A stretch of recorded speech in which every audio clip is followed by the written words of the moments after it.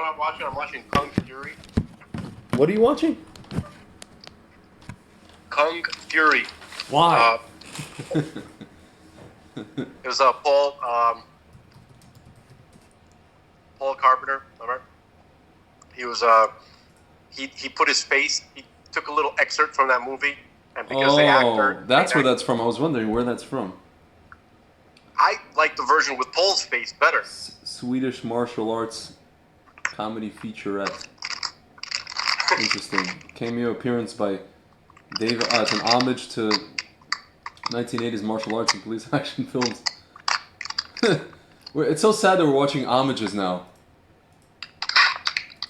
I know, but it's really cool. You know, I mean, it's not really an homage because it's just kind of more like a spoof. Mm-hmm. Because, you know, it's so graphic and violent. It's kind of like the worst parts of RoboCop. Yeah. You know, but that's like the whole movie. Like everything is like that. Okay. That's funny. So the only, can I tell you the best homage I've ever seen to anything 80s after 2000? Okay. There's a music video. Armin van Helden. Yeah. I Want Your Soul. You know that track. Everybody knows that track. 1 second, Helden. It's probably one of my favorite. Like, I want to just play a part of it. Hold on. Let's see.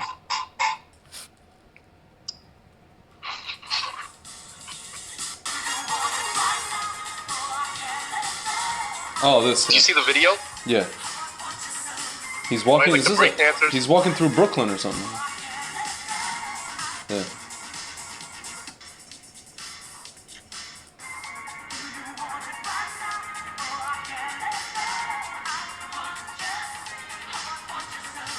Interesting. It sounds like, you know, like a fast version of freestyle. That's what it's trying to do. It's like the Puerto Ricans. It's all Puerto Ricans in there. No, man. It's there's Puerto Ricans. There's black people. Black people also, yeah. But like the main characters are like it's like this Hispanic couple. Well, the main girl is a beautiful Puerto Rican girl. Yeah. I mean, if that's what you're thinking, then fine. Yeah. But everybody else is there too, you know. Yeah. Of course. It's hard to look at them with her there, but yes. Yeah. It's not so. You know, and the guy, like the main guy in the video, he kind of reminds me like of Jazzy Jeff for some reason. Yeah, he's like even though he's not black. He's not black, but he looks like a Jazzy Jeff type. He reminds me of this actor from he doesn't remind me of Jazzy Jeff. He reminds me of there's an actor. Remember the guy who played Ron in A Different World? Ron in A Different World. Remember the guy? Yeah. Hold on. Ron, a mix of Ron and then the guy from remember Real World in MTV? The black guy who was like the militant black guy in the first Okay, cast? Ron was kind of the nerdy dude from. But just the light skinned guy, like the fact he was that Dwayne Wayne's friend, right? Ron? Yeah. And also the guy reminds me of somebody from Real World. The first season of Real, remember the militant black guy from Real World? That guy. Yeah, that's right. He does look like Ron Johnson. That's right. Ron Johnson. It's a mix of Ron Johnson and the militant black guy from Real World. This guy. No, he's mostly like Ron Johnson. This guy. Was it Real World or what was it? What was it? MTV? Yeah, MTV Real. Yeah, the Real World New York. They had like this guy who was like a Malcolm X guy. Dude, but back to that video, right? I'm not a letter writer. Mm-hmm. I'm not. Mm-hmm. You know, it takes a lot to get me to want to call somebody up and praise them. Mm-hmm. I literally, I think this was like years ago. Mm-hmm. I found out who directed the video. Well, it wasn't hard because it said at the end, Shakti, or not Shakti. What was her name? Vashti. That's what whoever did that. The person's name was Vashti. I think I found like an email address, and I wrote an extensive email saying like, you know, you really caught it just right, because I remember like Stillwell Avenue, Brighton Beach, Coney Island. Yeah. That's what it felt like. Did the person respond to you? I probably not. I wasn't really checking for a response. I didn't expect one. Yeah. But I assume they didn't. Yeah. Wait, you wrote a letter, like a letter, not an email, or you wrote No, an email. I'm sorry. Oh, okay. I wrote an email. I'm not gonna write a letter. Yeah. Come on, man. Come on. Wait, I'm curious who hold on. Vashti, V-A-S-A. Interesting. I was just talking about Purim to somebody today. Interesting, right? You're right. I wasn't conscious that Purim is next up. Yeah. Vashti Kola is an American music director, filmmaker, artist, designer, creative consultant, and disc jockey. She has been active in the downtown New York City scene for over a decade. She's like 40, from Albany. She went to SVA in 1999.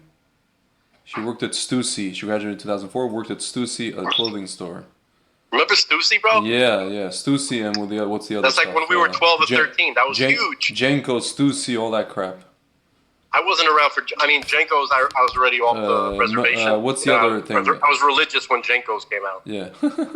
I didn't care about that shit anymore. What was the other thing? There was Stussy and there was another company.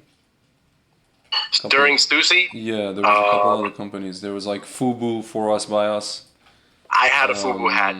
Yeah. That was LL Cool J's thing, right? No, Fubu was maybe it was. It was created by this guy. Wasn't I mean LL Cool J was wearing it, but it was created by this guy. Damon John. Well, he owned it. Yeah, founded by Damon John, the guy from you see on what is it called? Shark Tank. J. Alexander Martin, Keith Parent, and Carlton Brown. But Damon John was the Fubu guy. It was like basically the 4 black guys. So it's For Us, By Us, Fubu. There was hold on. What was LL Cool J involved with? He was just the Kangol. You're talking about the Kangol. Maybe he was a spokesman. Maybe, yeah. It was, well, he had the Kangol. He was spokesman for Kangol. Not. Maybe he became Fubu. Yeah, but not in the 90s. Yeah. There was Fubu, and then there was Kangol is probably one of the only things I would probably still buy. There was E-Nice, owned by Sean Puff Daddy, hip hop fashion label.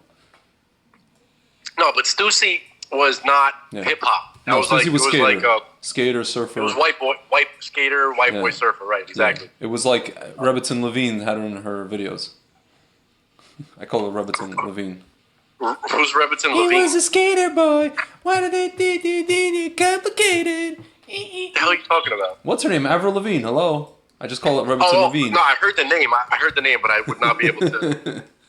Another, she was cute, right? Yeah, she was a that messed smokestack. up. I don't know. Is she our age? She's like our age. She's a little bit of a smokestack. You know, kind of like teeny. She's like mini. She's like a little one, right? She's like kind of. She's 37 years old. Wow, I thought she was older. 37. Okay, I got worried there for a second. I was like 37. Okay. No. What? Not 7. 37. Dear Lord. Yeah, I said 37, asshole. Why did you get worried? What were you worried about? I don't know. Just like when I think of her, I was like, she seems like a child, kind of, right? She's still a child. Well, that was her music. You know, she's singing about skater boys and why everything has to be so complicated and whatever. You know. She should talk to a Russian grandma. Such is life. This is life. Вот такая жизнь. Ну, ты понимаешь. Что я могу тебе сказать? Ты ж понимаешь. Speak to any Soviet citizen. They'll tell you the wrong thing, but they'll tell you. They'll tell you what they'll tell you. They'll answer your question. They'll answer your question. It'll be kind of an answer, but kind of like David Pumpkins.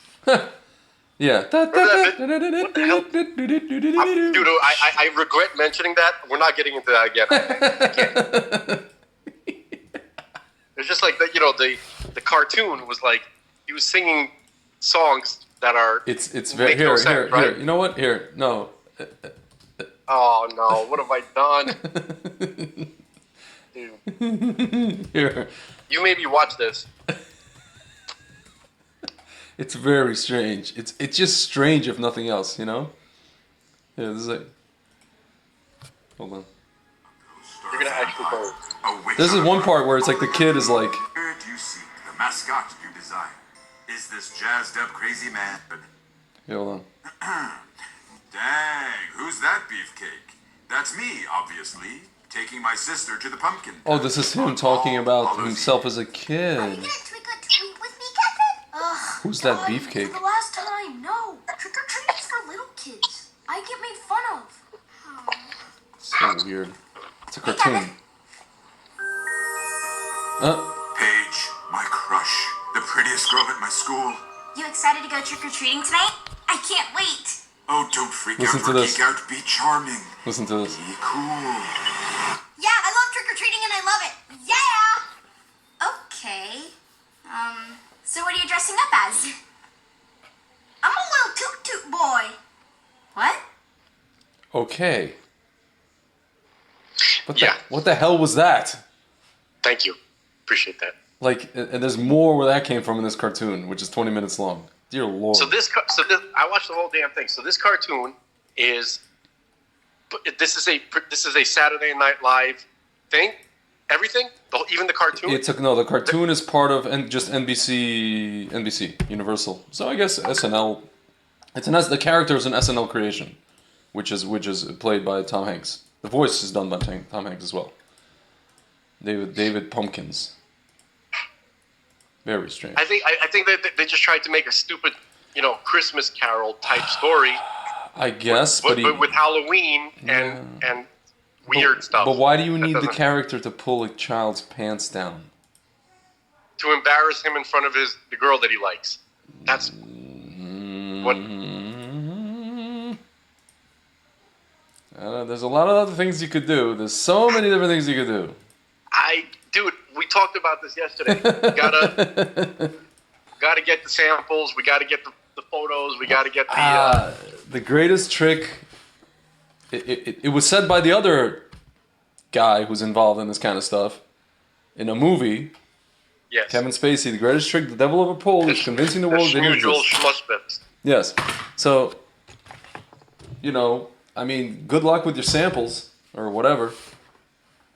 I don't know what to tell you. Schmevin Schmacy. The best I can do is circumstantial evidence.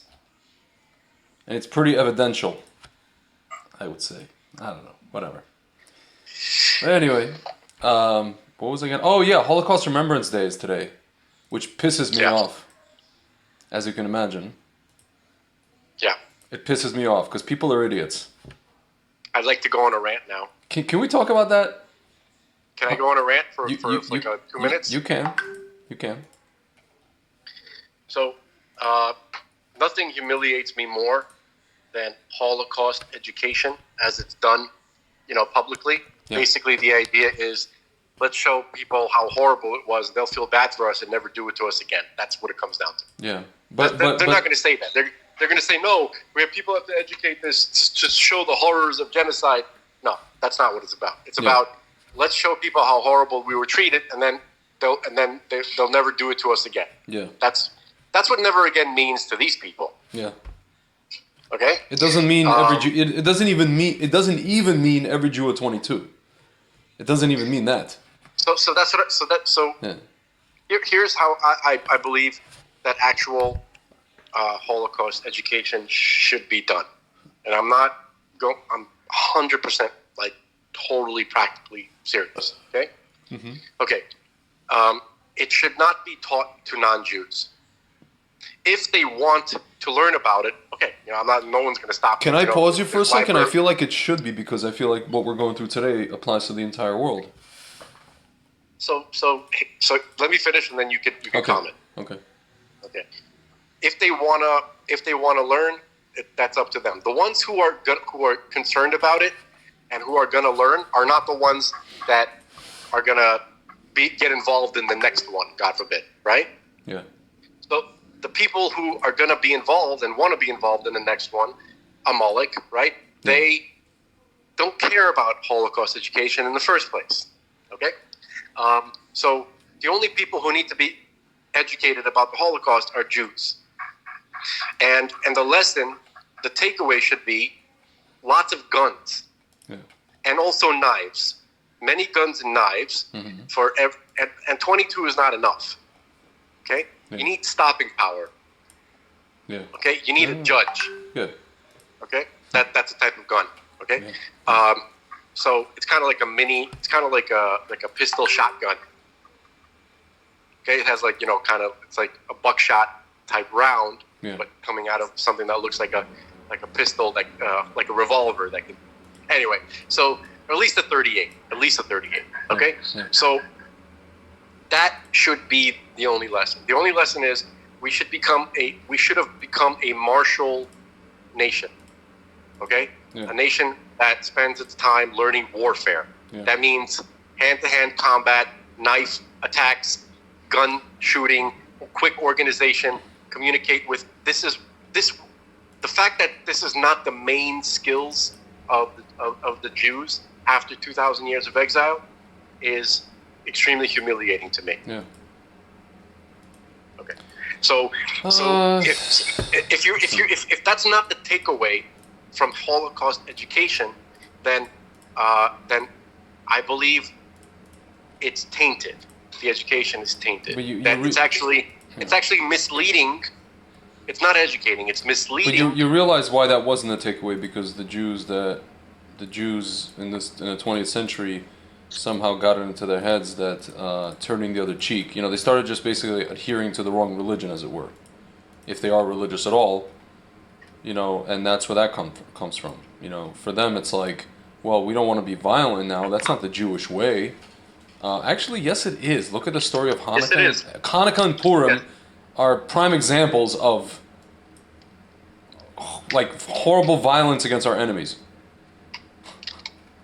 Like horrific. Well, okay.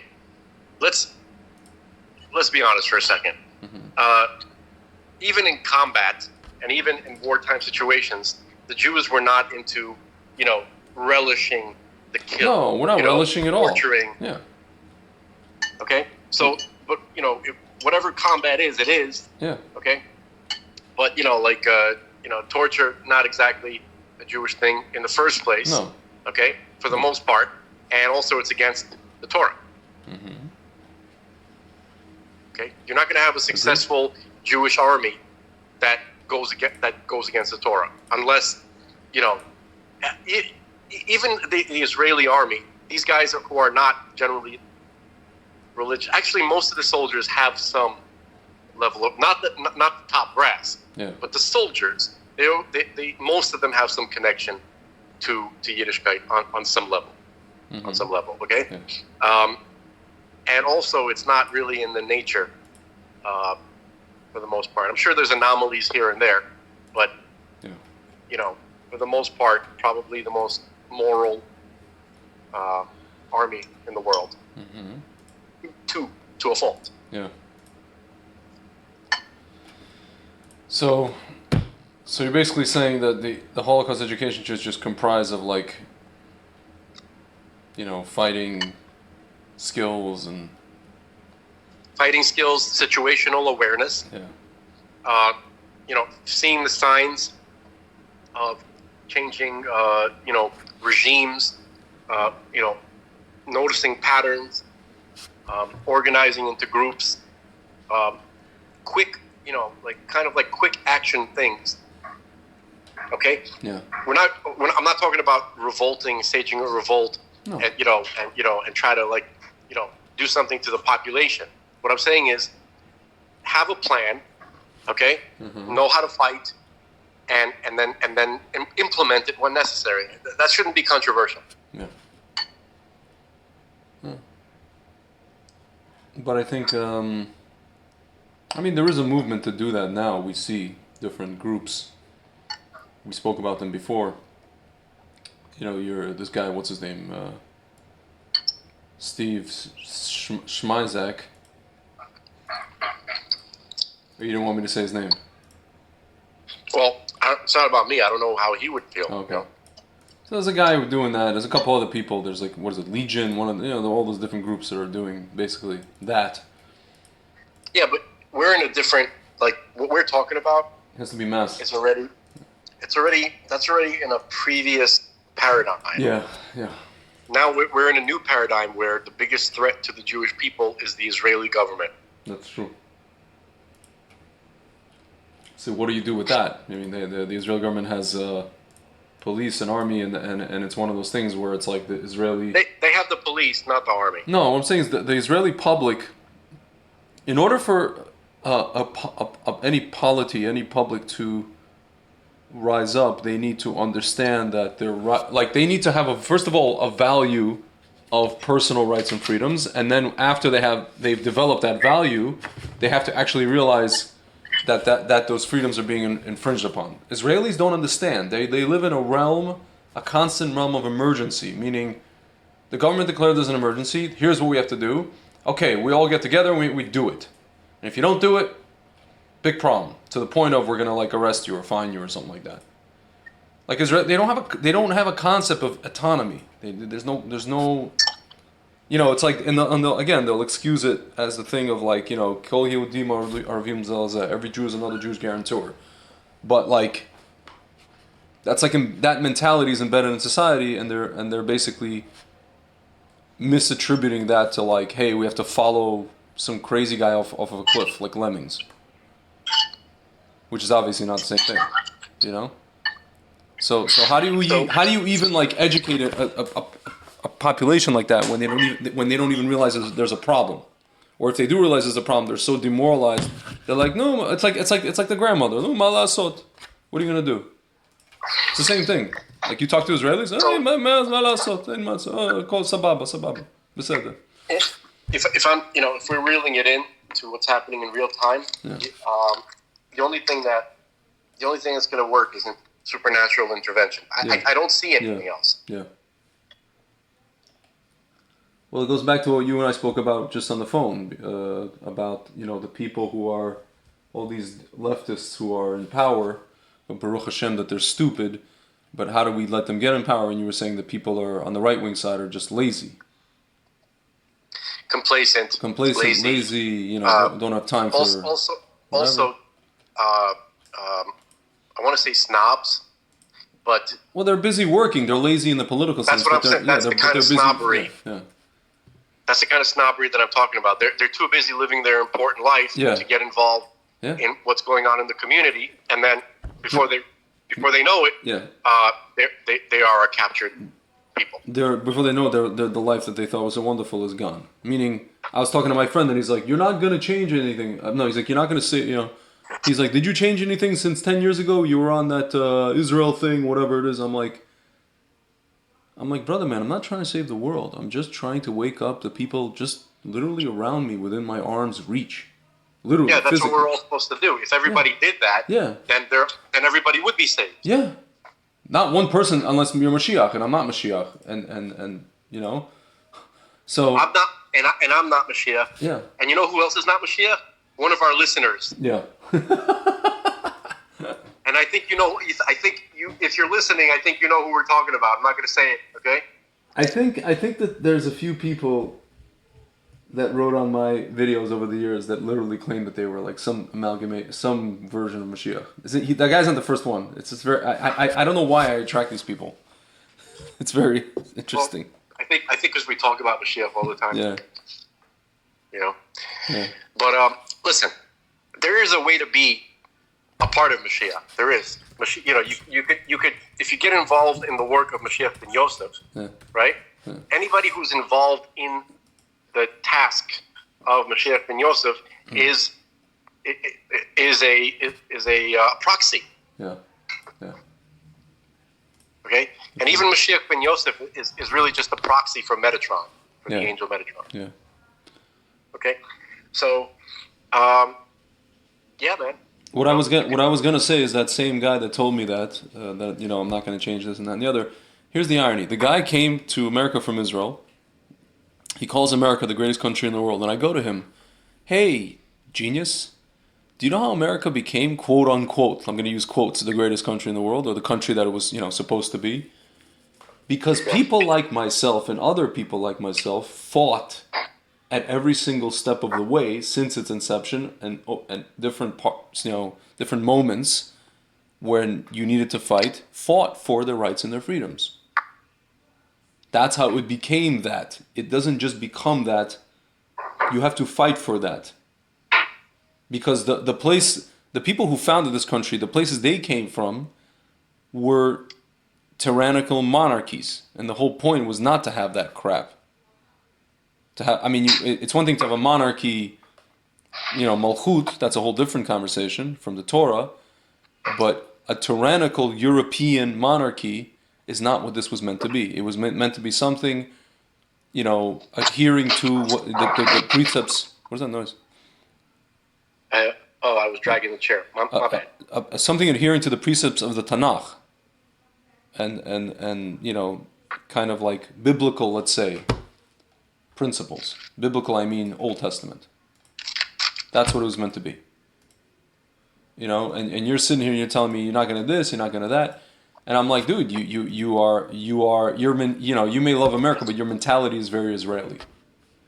He starts telling me about how his father never changed. His father was like fighting the, about the whole Yemenite kids affair. His father was Yemenite, so his father was a lawyer in that whole case. People were calling him conspiracy theorist and this. He's like, my father decided to join up with people in politics and they screwed him.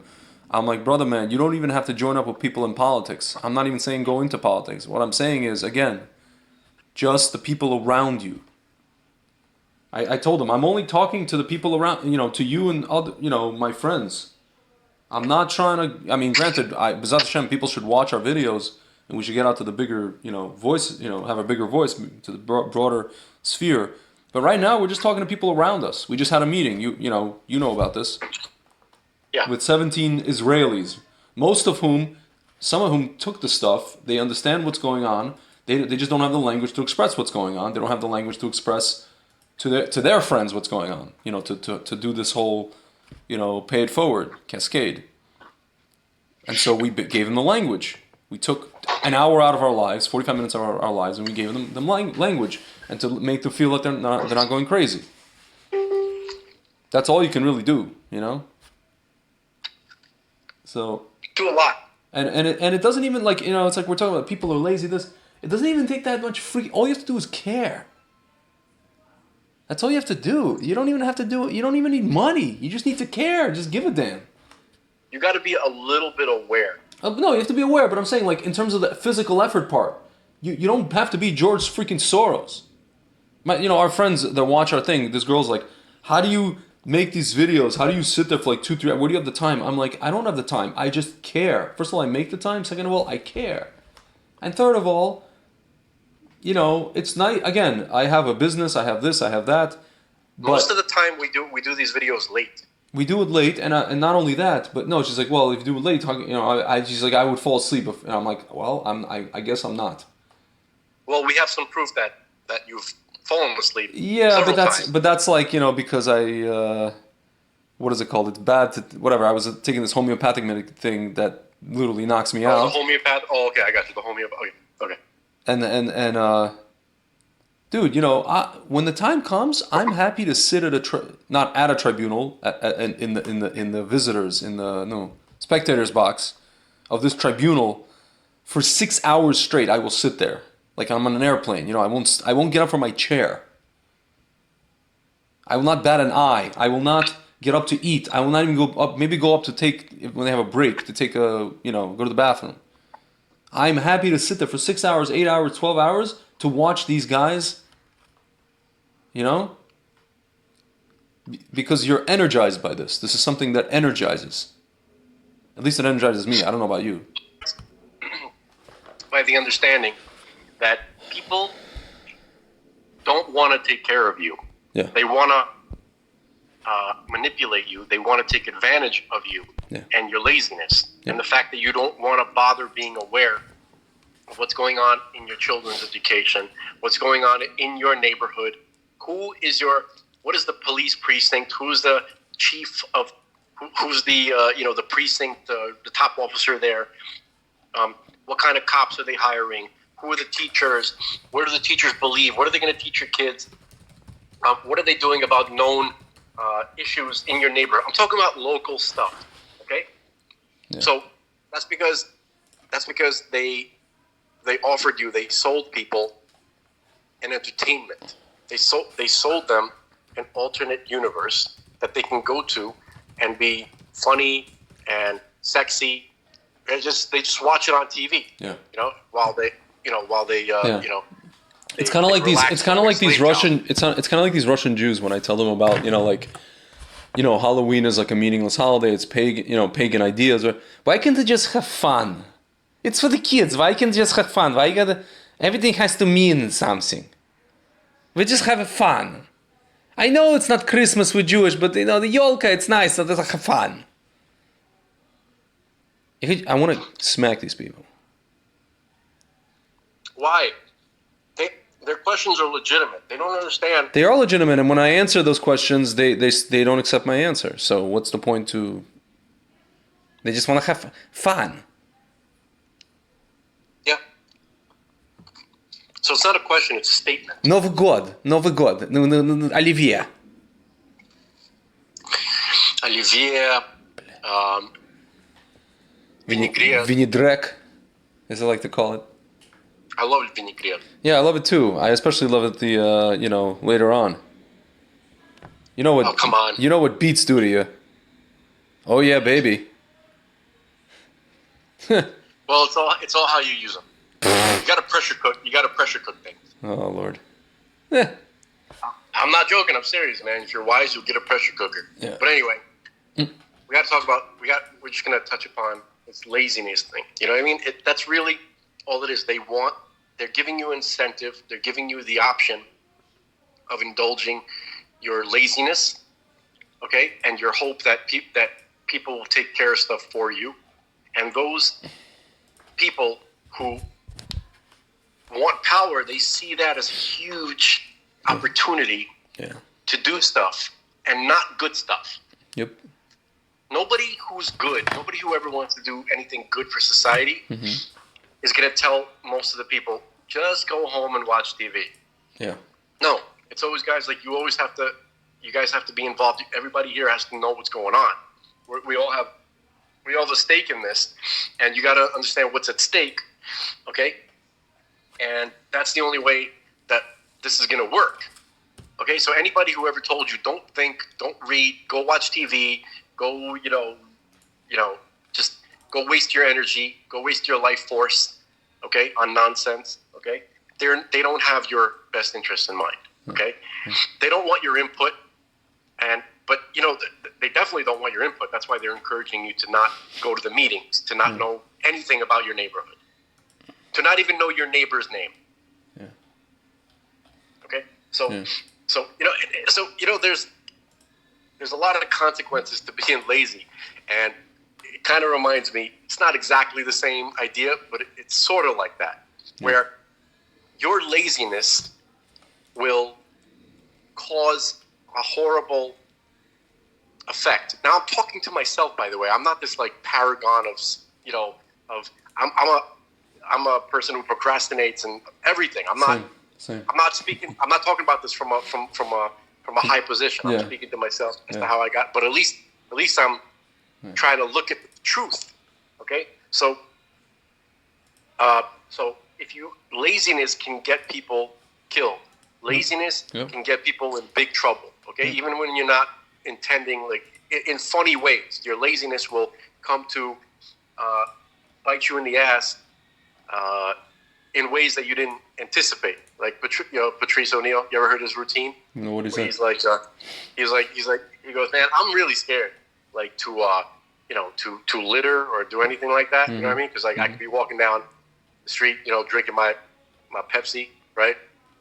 And then I'll drink it, and I'll be too lazy to go like throw it in a garbage, find a garbage can. So I'll just like throw it behind a bush. Yeah. And with my luck, it's gonna roll into some dead white woman's hand, right? And all of a sudden, I'm the Pepsi Cola rapist because I'm lazy.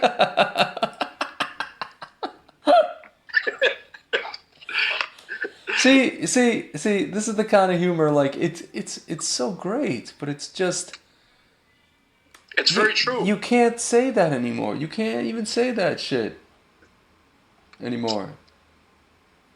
It's so sad that they've just... Wait, Greg. Hold on, I have to disagree with you. Okay. You can say it. I just said it. Yeah. I mean, you can say it. It's just, not that you and I care what these blue-haired monsters think. We don't, obviously. But it's just sad for comedians comedians stopped going to perform in colleges. Yeah, because of this garbage. It used to be like a thing. You know the whole thing with that Indian comedian. He happens to be Indian. He went on Joe Rogan and he told the story of how he went to Columbia University. No. He told. Okay. Hold on a second. Hold on. You gotta hear this. Columbia. I mean, it's a whole story, but I want you to see if there's like a short version of this. His name is Nimesh Patel. He's Indian. The guy is Indian. He's like brown, you know? He's not white, right? So, I'm thinking of just playing this whole like discussion. Or maybe just playing. Oh, he has a skit for 12 minutes. He actually did a skit on Comedy Cellar. That's a bit long. Here. Columbia. Okay, so there's a 3-minute version of this. Here. 3-minute version of the Columbia. This is the Columbia University story. Here, told by Nimesh Patel. Kicked off stage for telling a joke that was deemed racist and homophobic. You could hear, right? Yeah. That's how the joke goes. He's gonna tell the joke now that what he got kicked off for. Listen to the joke. I used to live in Hell's Kitchen, which is a fairly diverse place. And every time I leave my apartment, there'd be a gay black man that would tell me my socks didn't match my outfit. You heard, right? Some goofy piece of fashion advice, you know? Yeah. You know how they are. You know that. And he'd always tell me, I named him Percy. Not P-E-R-C-Y, but P-O-R-S-E-Y, because he always had a bag on him.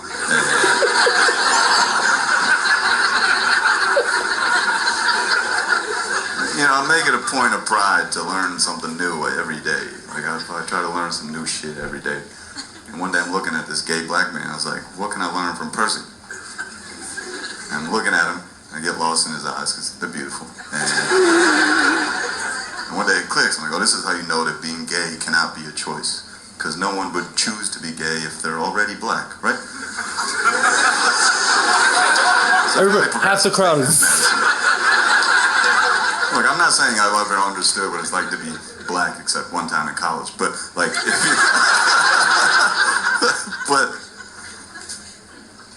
if you read the news, it's difficult to be gay in this country. It's difficult to be black in this country. No black person ever wakes up and thinks, you know what, this black shit, too easy.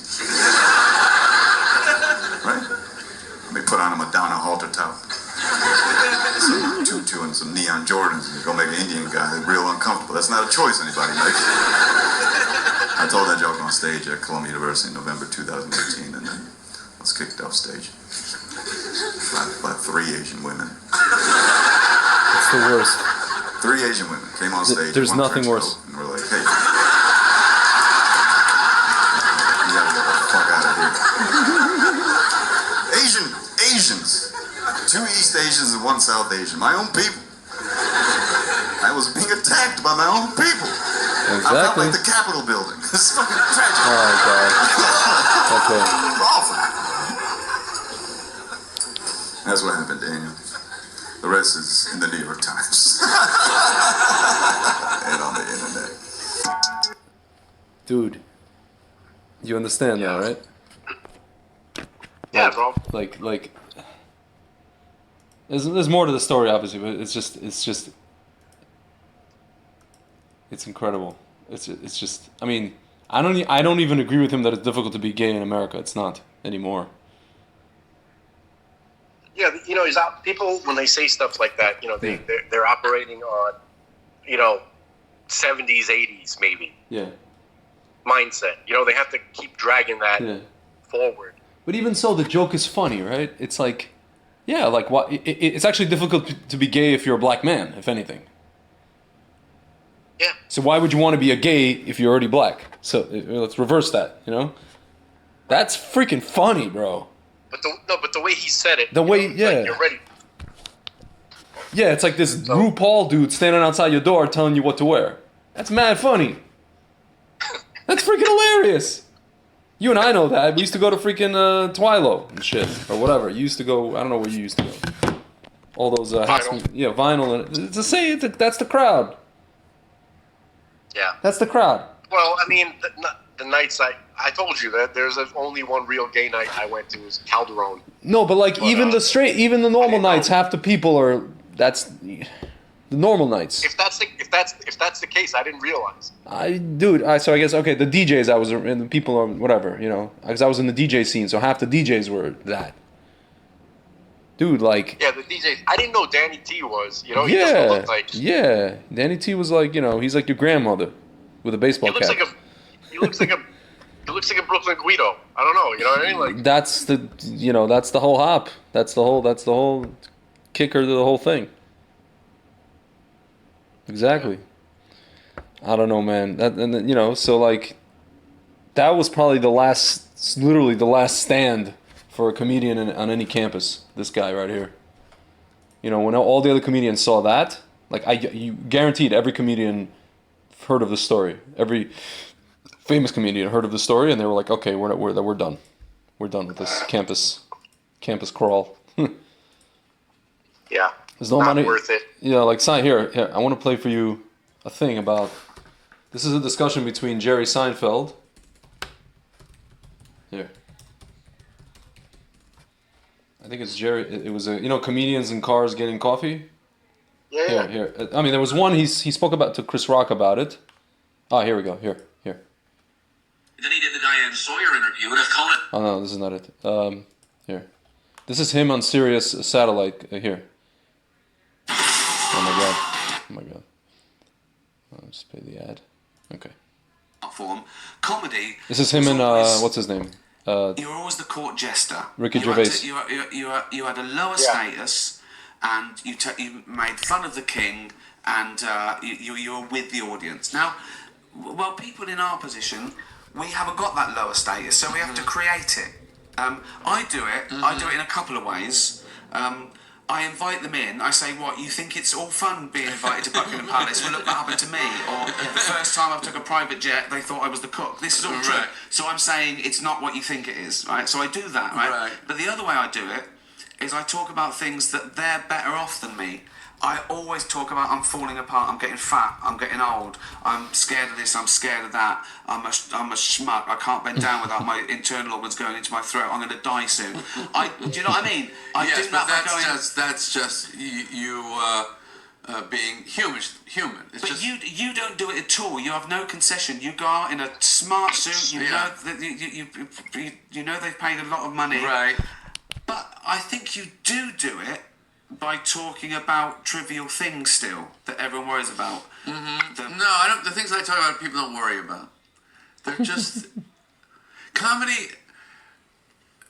Comedy is its own thing. Comedy is, it's like gold in when you're mining. When you find it, it's gold. Nobody cares what rock it was in or how it was found or what it relates to, or it's just gold. So if something's funny, it's funny. There's no need to define, explain, or justify it. Well, there is, because in the present day and age, we have to completely justify it. Why? Because, just because it's not good enough, and I've never thought it was good enough. Or I'm torn. I think it should be good enough to say I was joking, but we don't tell certain jokes because we know they're, in inverted commas, wrong. We've always done that. From the court jester had to do that. The court jester could make a little fun of the palace, but not too much, and not the wrong thing. About the right things. Yes. Like, you know, he would make fun of, oh, this guy's That's too powerful. Ron Bennington. Right. You know, he could Say the crush guy us. called. And that guy would be laughing. It's the same way when you're... as long as the kid's laughing, it's okay. And you learn that on the streets when you're a kid, that That's you could right. tease the bigger kid, like doing jokes like, oh, he beat up a nun. He would laugh at that. Yeah. But you couldn't attack his weakness. Really. Right. But this frustrates me a little bit. The mental agility that is required to execute this job is an essential part of it. Comedians complaining, oh, I can't do this joke now because so-and-so is going to be offended. That's right, you can't. So do another joke. Find another way around it. Use a different word. It's like slalom skiing. You have to make the gates. But I sort of do a different way. Because I know you've been quoted, I don't know if it's true, that you say, oh, I don't want to play colleges anymore because they're too PC. Please and stop with that. Is that not true? No, it's not true. Right, it's good. amazing, the Good. legs that come. What? Good. I'm glad it's not true. I said it in the Times. I told you, bro. I told you. I told you, controlled opposition. Listen to everything that they were saying. Yeah. The whole message was, no, this is what you have to do. This is the Yeah, reality. you got to go around they're it. Trying to, they're trying to hypnotize you into thinking that's the right thing. Yeah. Okay, they're trying to show you like, no, don't be such a wuss. Yeah. You know, use your mind, use your talents to change it. If this offends this person and this offends that person, don't say this. How am I supposed? Okay. So that These that's guys like destroyed their own industry. Yeah, it's like how am I supposed to? I want to joke about, you know, if I have black friends, and I have black friends couple of black friends, let's say, whom I love dearly, and I want to joke about their culture, and I'm white. There's no way for me to like. As far as I know, there's no way for me to rosy my language, you know, use kind of rosier language to describe what I'm trying to say. Right. It's like that's. Well, I don't know if anybody's talking like about that. No, what I'm saying is like whatever I'm gonna say, whatever I want to say, it's gonna have to come out and sound and be what it'll be. I cannot phrase it any other fucking way. And in any other way, it's not gonna be funny any other way. You understand? Right. It's just not gonna be funny. If I don't use hey motherfucker, it's not gonna be funny. That's funny. Yeah. Hey man, I'm black and I look like this. Yeah, that's freaking hilarious. Listen. Patrice O'Neal, he was on this show on Fox News. On Fox News. You know what I mean? Probably like 11, 12 years ago. Yeah. And that show was like not there anymore. Yeah. And it's kind of like an older, kind of blonde dude with glasses. I forgot his name. Yeah. And he used to love having Patrice on. And the other guest was this lady whose job it was to be professionally offended. Yeah. Right? Yeah. And I'm telling you, her name was like Maria Ocasio, something like that. Oh my God. There's something about Ocasio. Yeah. Well, sorry if there's any normal Ocasios out there. It's this like, you know, it's like the woman who works in like administration at some government office in New York, who cannot laugh at anything. I gotta find this clip. This because this is what I agree with most. Oh, I think I know what you're talking about. Here, Fox News. Here, feminist. Yeah, there we go. I'll play it. Yeah, Sonia Osorio. There we go. The Osorio. Free speech debate. Osorio. Next up on the chopping block, XM Satellite Radio DJs 2007. Opie and Anthony. They're under fire now for airing joking comments about. Go straight to this. With me now, new sitting president now. She's kind of a smokestack. Sonia Osorio. She took part in a recent protest calling for radio stations to stop. I think she secretly wants him. Language in music and talk radio, and also our favorite stand-up comic, Patrice O'Neal. Thank you, sir. Patrice, are O&A next? I hope not. I wish JB and I was to lose their job on Imus. It's funny. This is the thing. I don't know her, but I'm assuming that she has nothing to do with funny. So I'm gonna speak as the expert on funny. Funny people should just be left to try to be funny. What if they're not funny? Then you made a mistake. But how many times has how many unfunny rape jokes lead to rape? Like, I don't know how many jokes about rape there are. There's a lot. But your world is not funny. Your world is next on the big story. My world is people trying to be funny. Well, I mean, you think it's okay to try to make jokes about rape? She secretly wants him, by the way. She secretly wants him. I might lose a toe. Just listen. But I'm trying to make fun of it. I'm trying to make fun of anything I think I can make fun of. Sonia? You know, what's happening now is the marketplace. Oh my God. Okay. Listen. Deciding what's appropriate or what's not appropriate. I think the nation is just tired. There's a new mood in the nation. What nation? The nation. You know what? We're tired of things that are just the nation is paper and you? I'm not the nation. I'm just speaking for me and funny. You're speaking for the nation or you're speaking for... Yeah, you know why? Because I remember 6 years ago doing something against Anthony Opie because they were just so outrageous and their violent images that they put out to women was just uncalled for. And now I think people... You think they were trying to be funny? I think now people in Do this you think they country were trying to be are funny? tired. You know what? I don't care if they're trying to be funny. That's what I'm saying. Let me tell you Why are you something. in that business? I've been to your show once, and it wasn't very funny being a woman. It was in your hilarious. show. When you talked about... That's why she don't like me. I was in the paper with her, and the joke is hilarious. It's called The Angry Pirate. And the lady who wrote it in her outrage didn't even know what it meant. And anybody who read it laughed because they know what funny. You're not That's living precisely in the the point. context of funny. You're All living in these the context. These people have no sense of humor. That's precisely the point. Just So- listen. They Dude, have this every is right to be as brilliant. funny as they want. They can go out and try to be as funny as they want, make as much money being as funny as they want. This is what's happening. There is a change in this country. People are realizing they have an not a opportunity to change. speak out, and advertisers are listening. You're not radio talking- stations you're are not talking, listening. Sonia. She's right because they And brainwash they're not people. going to get paid as much money anymore. Sonia Patrice, That's look what at it this. is. The marketplace. Can I say one thing? She is absolutely right because they're the ones brainwashing people. This people like her. There is a change in this country, and it's thanks to her, idiot. And we'll talk about it in a second, but I want you to hear what he says there. They've been on a tear lately. All right. Are they cleaning house, or is this the PC cops run amok? You know what it is, John. You know what it is while you're reading that paper. It's the PC cops run amok. Well, you think she's a PC cop? cop? Of course she is. She has an entire encyclopedia of her stance on it, but it's no passion involved. It's not a real. This is just what she has to say. We are outraged and fired and he's a fired fool. He's an and absolute fired. fool. Name calling. I'm outraged. Fool. I am outraged. You should be. I am a fool. Now, if I called you a fool, You know what? People are feeling a new sense of entitlement. Who are these to people? decency in this country. Who are people? A new How can sense you of Entitlement. So here's my question. How can you Decency. justify a bad Moralism. joke, a joke that isn't funny? Oh, wait a minute. Go ahead. Attempt that isn't funny, doesn't get any laughs, and is about raping the first black woman to ever become the Secretary of State of the Listen, United listen. States. Throw that at me. Well, why not? The attempt is what I'm trying to fight for. The joke There you go. make funny jokes and unfunny jokes are come out of the same subjective. birth. That you don't know if anything is going to be funny. You should attempt to be able to make anything Don't you funny. think a joke about rape is doomed to be not funny? It's possible, but I've heard them. You've heard a funny rape joke? I'd say a couple. Watch my HBO special. I'm pretty good at it. Patrice says that if you're having sex with a woman, doggy style, and if you Wrong. hit her in the head just the right No, time, it's ejaculate in her eye and kick her in the shin, and she walks around like, arg! It's the angry pirate. No, That's no. what she was trying to say. a violent act of hitting her in the back of her head, her body It's called the freezes donkey up, punch. which will then...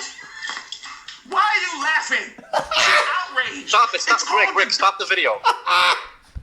Greg, you know who he's talking to right now? When he the- says, "Why are you laughing?" to the He's producer. talking to the staff, Yeah, to yeah, everybody yeah, yeah, behind the camera, the grip guy. Everybody's laughing. Yeah. The whole crew, the whole camera crew. Of course. Are they gonna go jizz on somebody, whatever, and do this and do that? Of course not. By the way, I think you're gonna have to find that moment. You know, especially when they say the things that are really, really a little bit Yeah. unrefined and bleep it. Dude, if can I tell possible. you something? I was once at a Shabbat meal, and this Yemenite rabbi goes to me. I think I told you the story. What do you want? He's like, what are you looking for? He's talking about shidduchim. And I jokingly, half jokingly go to him. I'm looking for a woman who's gonna laugh at my stupid jokes. He goes to me. Don't say joke. Women don't like joke. I told you the story? And Just picture it. and I'm just like thinking to myself, now I see that Haredi men and women like this one over here have something in common. No, dude. Shoot me. I disagree. Listen. Oh God. Listen, bro. I think you misunderstood what he's saying. I know. I understood what he said. I got it. Yes. Well, can I give you my That most interpretation women of the don't have a statement? sense of humor. That's what he was saying. Right. That's what he's telling you. He goes, young fool. You're looking for something that doesn't exist. It does exist because I grew up with women that do have sense of humor. Okay, and if they don't have a sense of humor, you know what that makes them? Idiots. Because it's a sign of intelligence. Just like this one Just I'm a watching. survival technique. I'm just kidding, bro. I'm just kidding. Like they know how to seem like, right? Dude. They're like, oh, this guy these Dude, I'm guys are sorry. interested Dude, in I'm ladies who sorry. have sense of humor. Dude, Yeah, my mother pretend has to have my one. mother has a sense of humor. She's a person who can.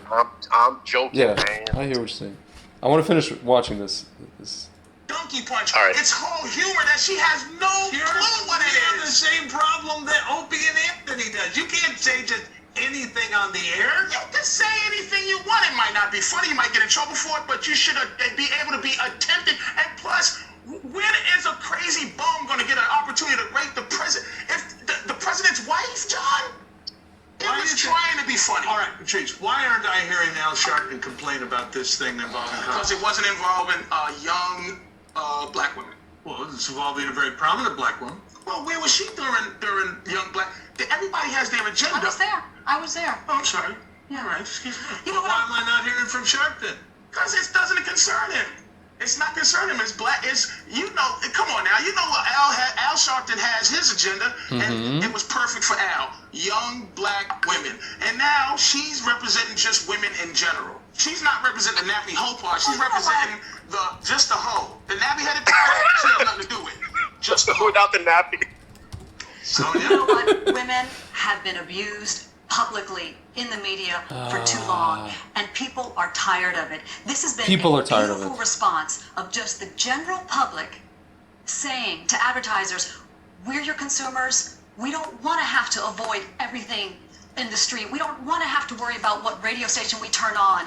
And there is some really derogatory thing to deal with. Information, ma'am, is secondhand from someone making you aware that someone may have said something that you should be upset about. It's a shame. Your constituency, the people you represent aren't all victims in this matter. Teresa Neal, thank you very much.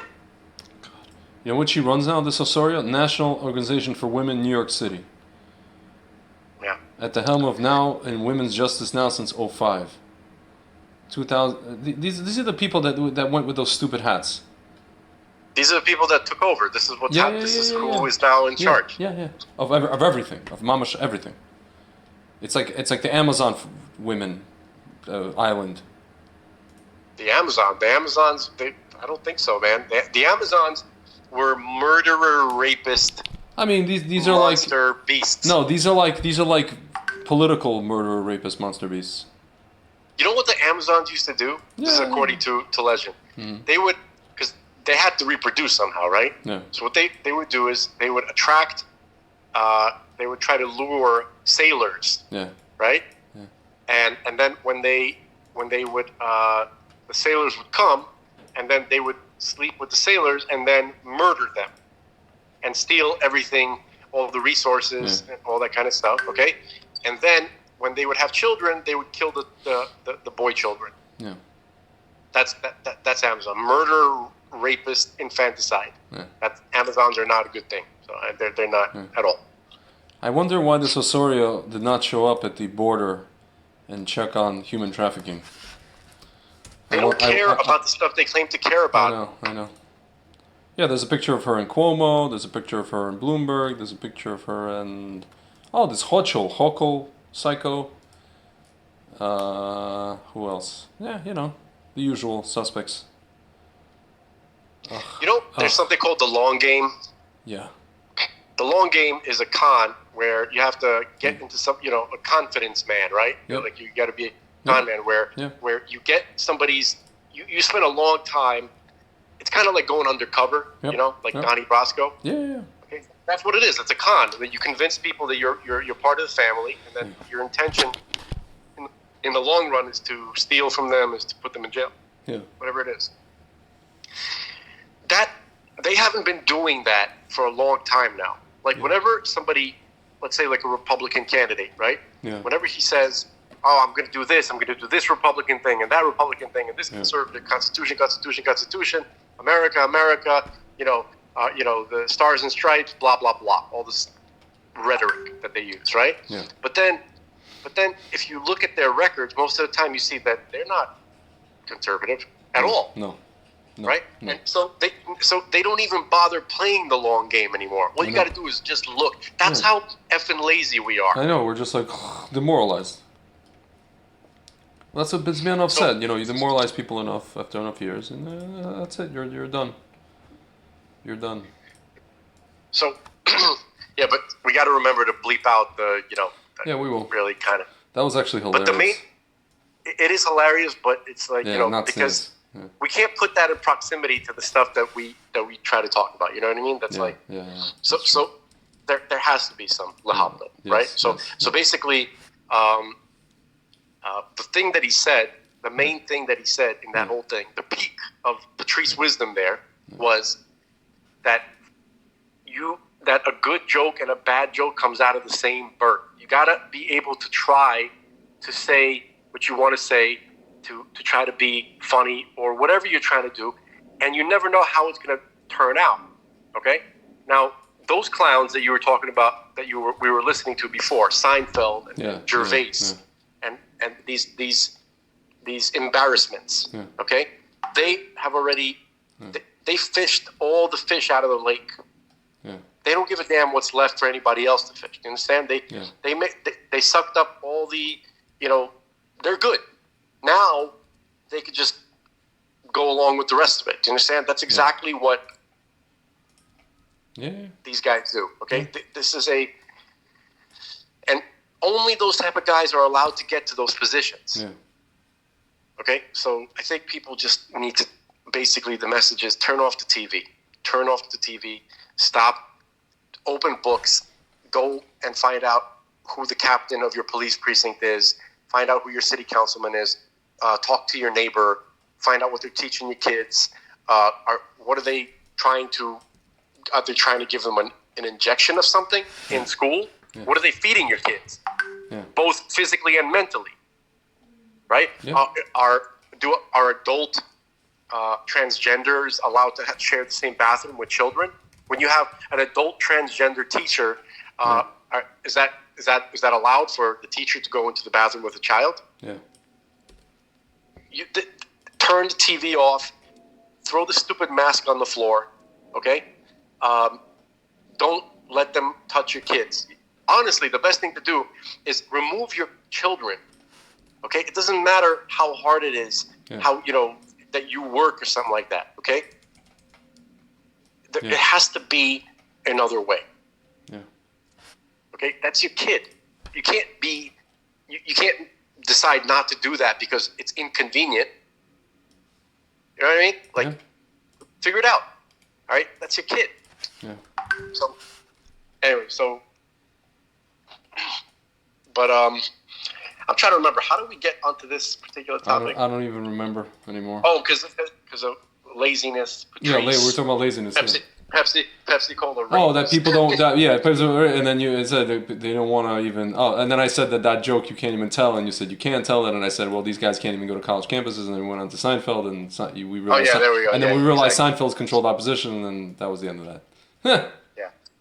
Ricky Gervais is the biggest controlled opposition there is. Remember that whole? He went on. It was like the Oscars or something like that. Well, that was he exposed those guys, so to speak, but nothing really happened. Right, that's what I'm saying. He was. There's no possible way that he did that. As a kamikaze thing. That's controlled opposition. Yeah, for sure. You know what I'm saying? So, usually, like if somebody does it, say, "All right, I'm out. I'm done in the industry. I don't care about you all. Peace," and then they're found dead shortly thereafter, something like that. Okay, that's usually the case. You know what else Patrice O'Neill said? He's like, he was really worried. This is not really on topic, but just funny.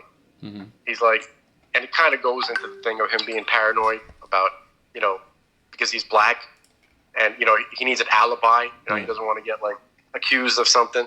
So he goes, I always try to have an alibi. Like I try to like buy something like at least every half hour, right? So that I have like a trail, like I have like a proof of where I was. Like I got a receipt, right? So I was like, I go into one of these like Arab bodegas, corners, and then I'm like, let me buy a stick of gum. He goes, all right, my friend. He goes, yeah, I need a receipt. He goes, we don't have a receipt for a stick of gum, my friend. He goes, I need a receipt. We don't have a receipt, right? And then that way, we go back and forth. And I'm like, give me a receipt, pussy.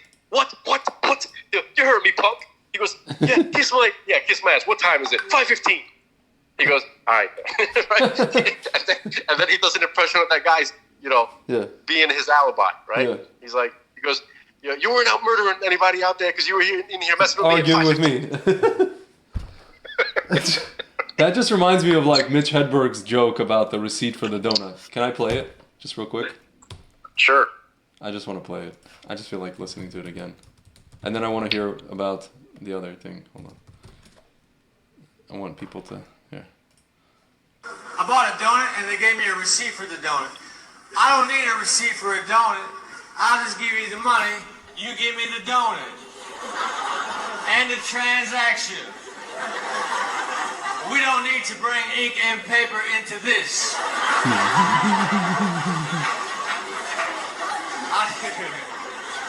I just cannot imagine a scenario where I'd have to prove that I bought a donut. Well, he's white, so maybe of course he doesn't. Yeah, exactly. That's what Patrice would say. Yeah. Some skeptical friend. Don't even act like I didn't get that donut. I got the documentation right here. Exactly.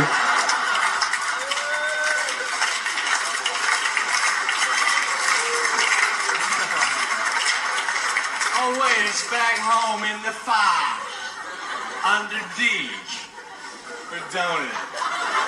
So now, who stole from whom? I guess Patrice took this concept and he ran with it for his own purposes. He probably thought. Not necessarily. I wouldn't be surprised if he did, and I wouldn't blame him. I wouldn't fault him for comedians steal each other's concepts all the time. It's not really it's one thing like a concept, but it's the delivery. Yes. And it's the rhythm. Correct. You understand? It's the cadence. If you're trying to really mimic the idea and the cadence, the delivery, everything, you're trying to steal an act. Do you know the whole machloket between Rogan and Mencia? Supposedly Mencia stole his stuff. Or was it his stuff or other comedian stuff? He stole a bunch of others, but Rogan was the guy that really, he was like there was everybody knows that. There was Rogan a whole situation, but dude, but I used to listen to Mencia. Mencia is funny because he meant, and people said he managed to deliver it in a very funny way. Actually, maybe even funnier than Rogan did. Rogan he's a funny comedian, but Rogan is not. I don't feel when I look at Rogan, I don't. Comedian is not the first thing that comes to mind when I think of Rogan. He's not. That's one of the things he does, but that's not his bread and butter. Clearly,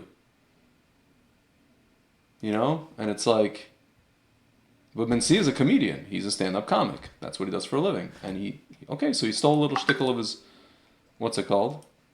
Material, and he made it. He delivered it in a very good way. I don't see a problem with that. Yeah, it really depends. It has to be you could tell when something is just deliberately stolen, and it's not even you're not even trying to adapt it to your to who you are. If it looks really different than what you usually do, and it sounds just like the other comedian, right? It's not so much the exact wording, but it's the delivery style and everything. I think that's the kind of stuff that is no good, right? And then Patrice didn't, even if he did get the idea from Hedberg about receipts, receipts. Hedberg doesn't own receipts. Yeah. You know what I mean? People don't own ideas. Yeah. Religions don't That's own true. geometric shapes. No, but this was just receipts. This was a concept of do I need to keep a receipt for some future scenario? That's what they're talking. Not just receipt, but this is a very specific topic. This is is there a necessity for receipts or not? So Hedberg says no. Rav Mitch says no, and Rav Patrice says yes. Why? Because Rav Patrice is black. And there's a situation might come up that he may have to prove that he was somewhere. Because, they might have the wrong black guy. You like how I just Talmudified Patrice O'Neill? Yeah, it makes me a little. It fills me with trepidation, to be honest. Well, that might have been a good bridge to go into Torah, maybe. And a havdil away from his actual material. His actual material is extremely unrefined. Let's put it that way. Yeah. But some of his points are absolutely brilliant. Yeah. He had this whole like rhythm. It's almost like you go like one of his jokes are like kind of like a roller coaster ride. You know what I mean? Like they start like quiet. They build up speed. Then there's like a peak. Yeah. And then I don't know. It's interesting. So he's talking about like women, and he's saying, look, we want you around, just not. We don't want you to be here. We just want to have you around. We want you here. Like you could be around. Like you could be in the vents. You want to stay in the vents? You could do that. You know what I mean? Like it's just we want. Like sometimes I'm sitting there watching TV, and I go, baby, and she goes, yeah, and she goes, you want some? Nothing. Don't come here. Just stay where you are. Because we just wanted to know you're there. Yeah. You know what I mean? Like don't come here. And then he does an impression of his girl. And she comes there. And she goes, well, what'd you want? He goes, nothing. I said don't come here. She goes, yeah, but what'd you want before you didn't want nothing? and then he does the whole thing how she just keeps like she's like relentless. You know what I mean? He goes, I'm sitting there and I'm watching the baseball game, right? And she goes, first of all, why are you here? Why are you here by yourself? He goes, why are you here in the darkness watching baseball? Why'd you sneak out of bed? Right? And he's like, and then she goes, why is it so dark in here, right? And she opens up the curtains, right? He goes, why is it so cold, right? It's too cold in here, right? Right? He goes, what is that, a cheeseburger? Why are you eating a cheeseburger at 11 o'clock in the morning? They don't understand that we could just sit in a dark room, cold room, eat a cheeseburger at 2 a.m. or not, whatever. Right. And she goes, don't understand. Let me turn the AC off. Here, let me take that cheeseburger away from you that you're enjoying. Here, eat this 37 grain bread that tastes like rat crap and twigs, right? And with the turkey with dry, and he goes, no, isn't that better? Then she goes like this. She goes, no, hold on, let me sit next to you. He goes, put your arm around me. Right? And then she goes, now kiss me. He goes, mean the kiss, right? And then she wraps her leg around his leg like some hot I love you vine, right? Yeah. She goes, isn't that better? You're sitting here, right? Can't see the TV, sweating, right? Isn't that better? Enjoying a hamburger, now you're eating a dry, twiggy sandwich, right? All hot and stuff. Isn't that better? Something like that. This is just awful. Like I don't. No, I mean he's exaggerating. Yeah. But it's funny. Oh god. So I don't know, man.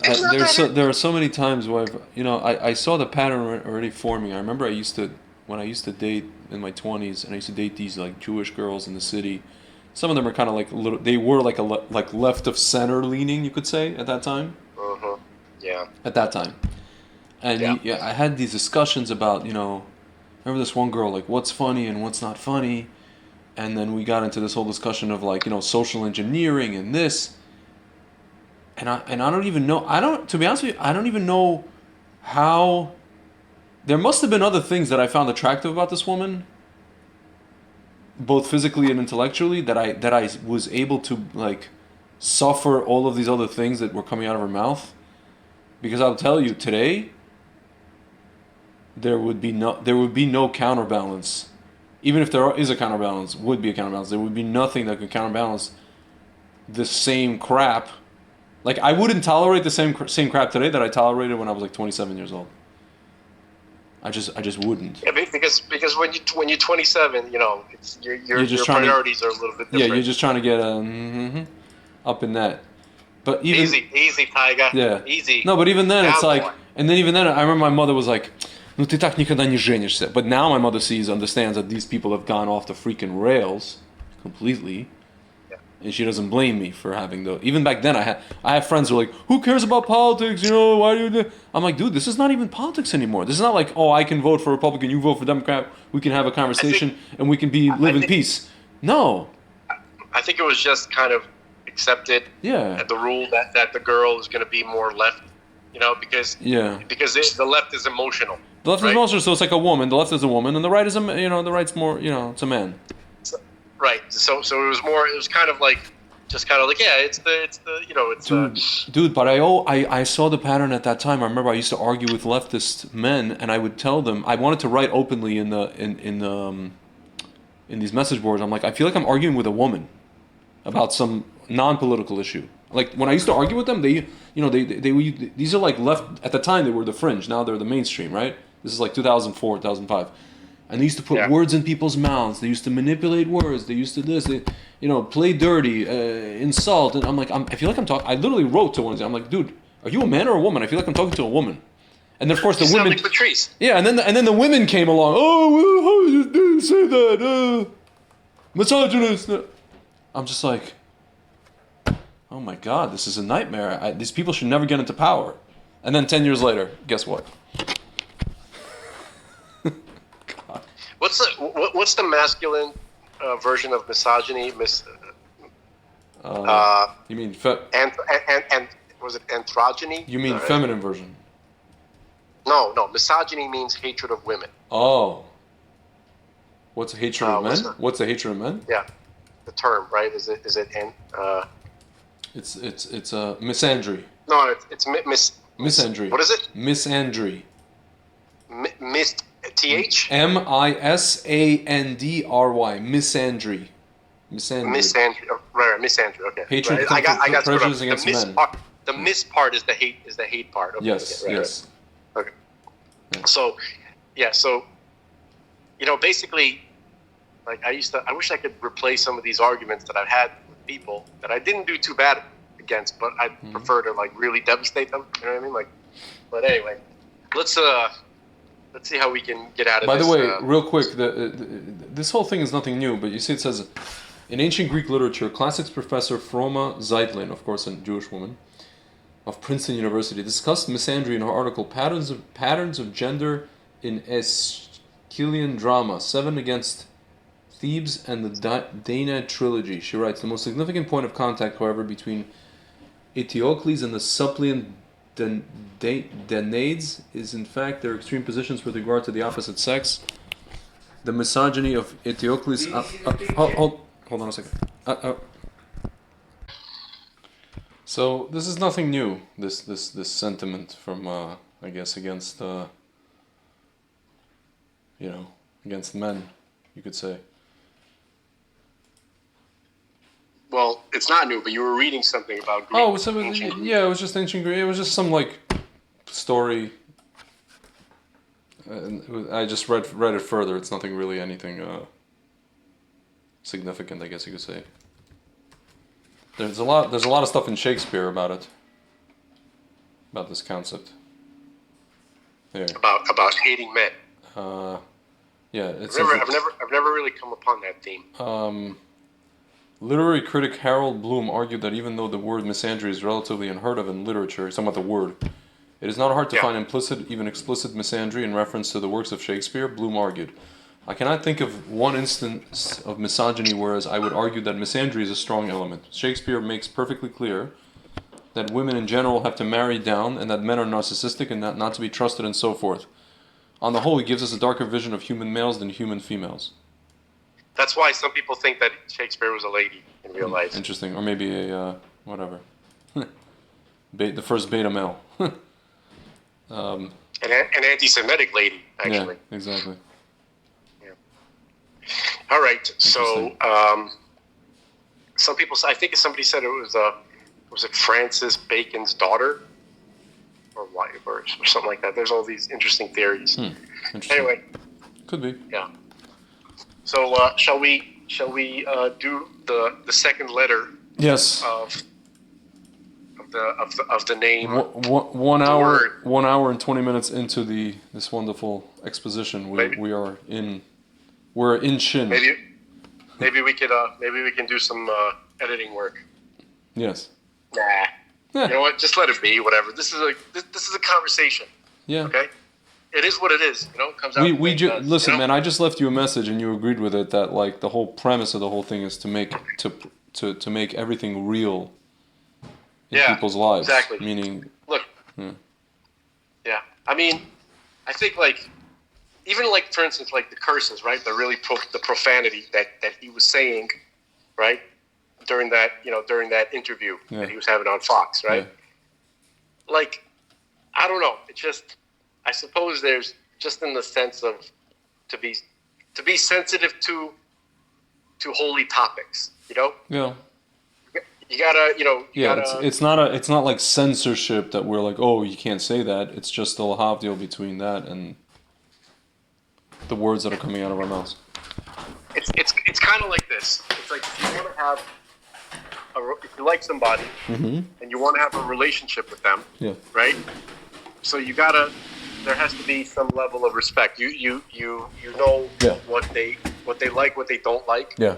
And if you can choose to offend them, and then that'll end the relationship. Yeah. So that's still free will, right? Yeah. I mean, it's not. There's no law. Yeah. You're not being sued, right? But you want to maintain the relationship. Yeah. So. And the thing is, sometimes even if you offend them, it's not like you'll be saying something that's not true. It's just, it's like the Rebbe used to say, do you want to be right, or do you want to have do you want to have friends? Right. I'm just paraphrasing him. Right. Do you want to be right, or do you want to have a peaceful life? Yeah. Something like that. Yeah. Well, I mean, that's kind of, I guess what I'm saying is like, if you wanna stay near to Torah, right? To truth, the topics. It would seem that God doesn't like profanity, so it feels kind of funny having that in proximity. Well, that kind of brings us into Shin, which is Shalom. Well, let's see. And we could talk about maybe even Aaron, Moshe Rabbeinu's brother. I'm still kind of not clear on how is it that he was the guy for that.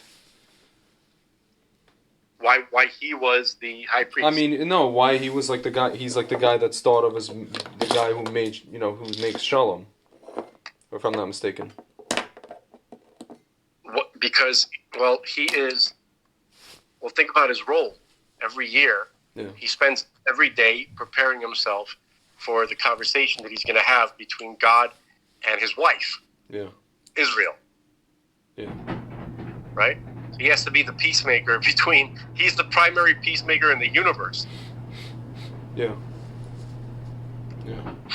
Makes sense. And he did that he tried his best to do that on every scale, It's interesting. Between individuals. It's interesting how he is the better speaker of the two, between him and Moshe Rabbeinu. But Moshe Rabbeinu somehow managed to, I guess, control or harness his stutter. When it came, when the time came to do that, he was able to do it. Even though we know that Aaron was his primary, right? Was the TED Talks guy, He was that guy, orator, whatever. So it's interesting. Yeah, what's interesting? I just read the beginning of this new book by Bart Zadok. It says "Using the Holy Names of God." Mm-hmm.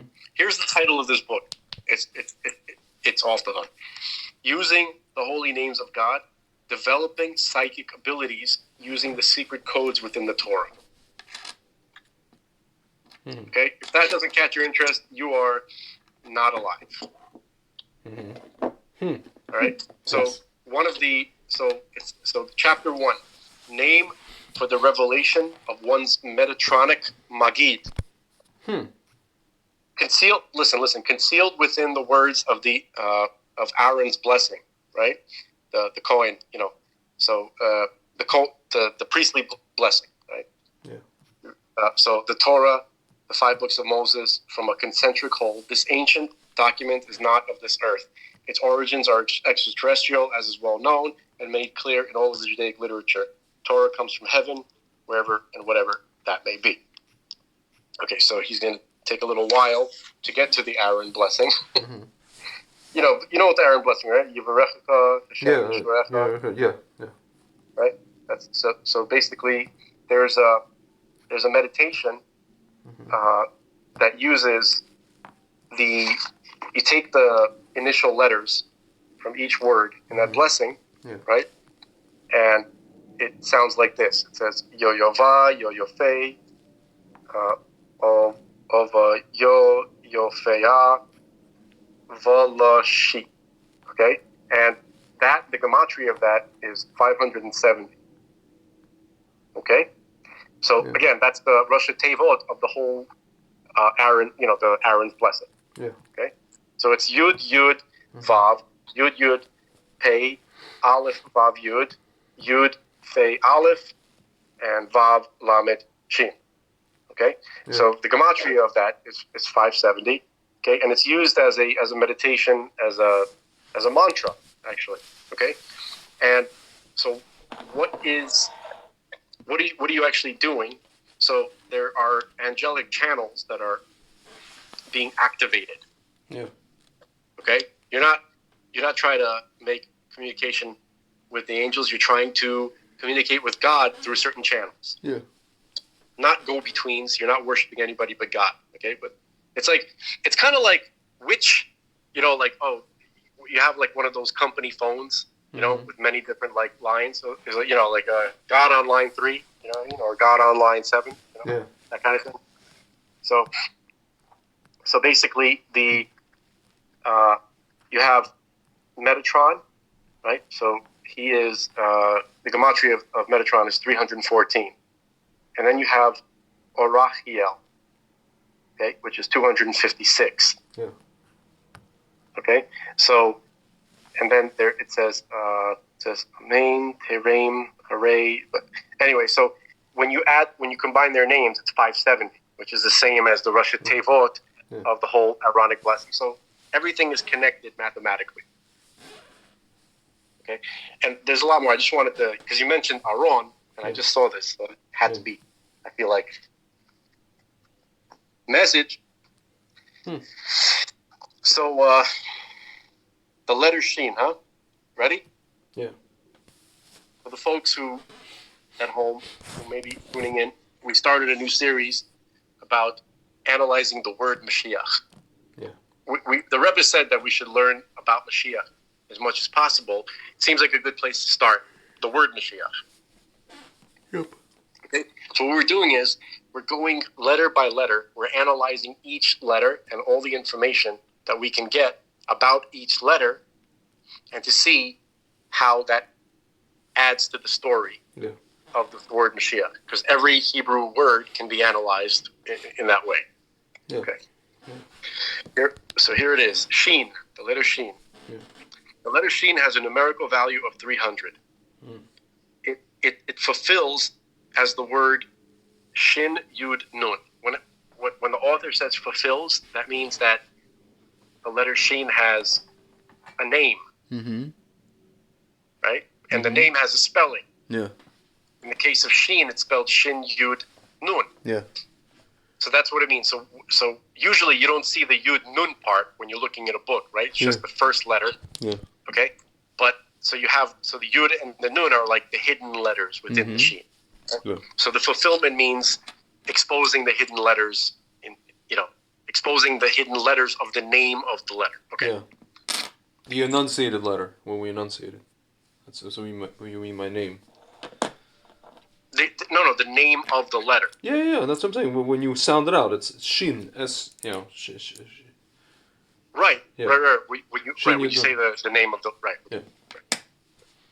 Because the sound that we use, the way the letter is used, we just say the sh sound, or the sa, depending on where the dot is. Yeah. But the name of the letter is Shin. Yeah. So the full name is Shin Yud Nun. Okay. So that has a numerical value of 360. So the letter Shin just by itself is 300. Okay?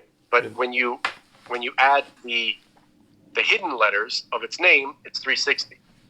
Because Shin is 300, Yud is 10, and Nun is 50.